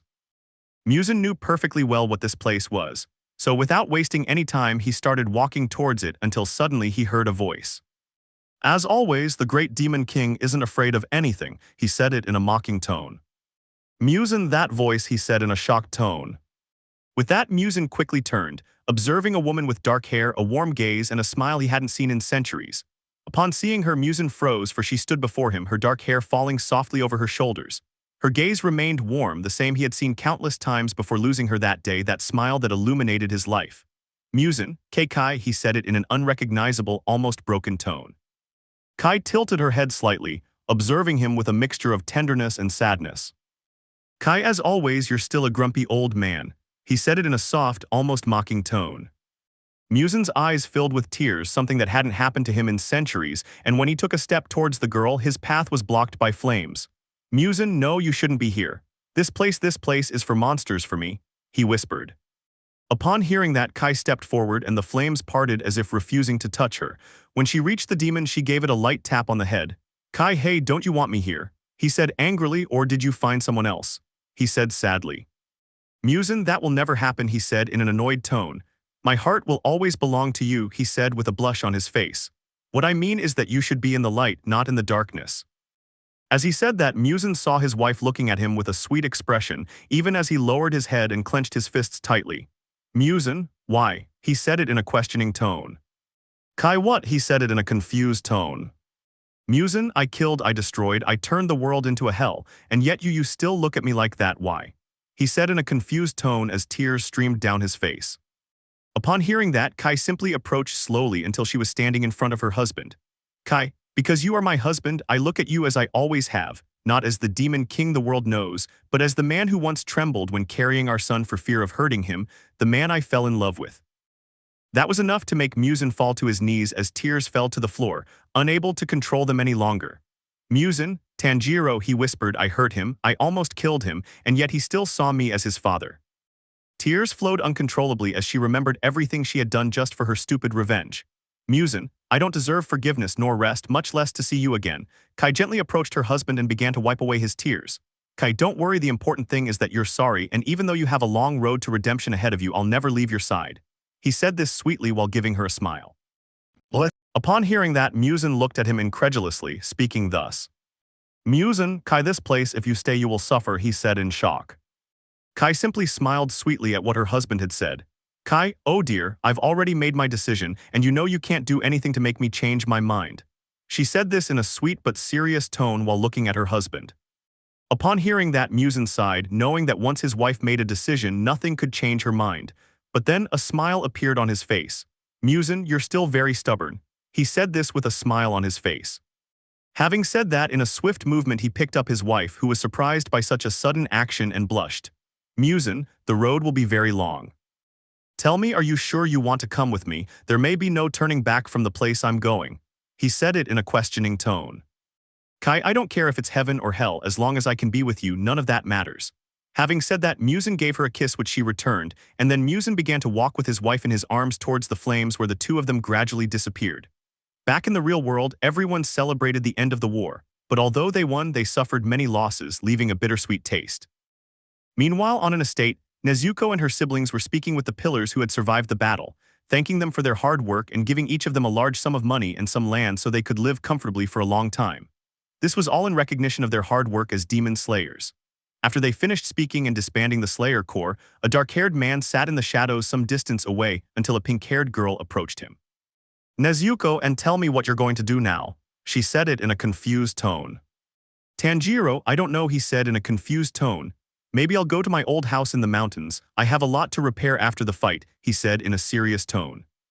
Nezuko, I understand, then I guess this is goodbye. She said it in a sad tone. Tanjiro, it seems so, he said in a serious tone. With that, the dark-haired boy got up from the floor and started walking. Nezuko watched as he slowly walked away. Then Nezuko took a step forward, then another, and before Tanjiro disappeared completely, the girl shouted his name. Nezuko, Tanjiro, wait, she said in a pleading tone. Tanjiro stopped walking and turned his head slightly to see Nezuko running towards him. When the girl reached within centimeters of him, their eyes met, and then the snow began to fall softly between them. Tanjiro, Nezuko, is everything all right? He said in a confused tone. Nezuko, if it's nothing, it's just that, she said in a nervous tone. Tanjiro just stared at the girl, which made her even more nervous. At that moment, Nezuko gathered her courage and took a deep breath, speaking. Nezuko, you said you don't know what you're going to do with your life now, right? She received a nod from the dark-haired boy, and then the girl placed a hand on her chest. Well, I want to tell you that I do know what I want. I know that during this war we both lost so much. We lost our family, our friends, and our dreams. We lived fighting and surviving, but now that it's all over, I don't want to say goodbye to you again. She said this while bowing, tears streaming down her face. Tanjiro watched the scene in confusion, unable to fully understand what was happening, but then he saw the girl quickly get up. Nezuko, what I mean is, since everything's over, I don't want to say goodbye to you. As she said this, she looked at the dark-haired boy with determination. I know this all sounds very sudden, and maybe it sounds a bit selfish, but if you're going to start over, I want to do it with you. And if you don't agree, But before the girl could finish speaking, the dark-haired boy kissed her. Nezuko was surprised by the boy's action, so she let herself be carried away by the kiss, which lasted for a few minutes until they had to separate for lack of air. Tanjiro, I don't want a future without you either, he said it sweetly and lovingly. Without saying more, Tanjiro took Nezuko's hand, which made the girl blush. Then Nezuko kissed the black-haired boy again, and they shared a shy, sincere kiss full of promises. They began walking through the snow towards the girl's estate, and although the war had ended, their story was just beginning. The end. Let me know in the comments below if you guys want the next part. Also check out my other video that has been shown and left. Thank you for watching. If you enjoyed this video, please like and share this video. And have a fantastic day. Bye.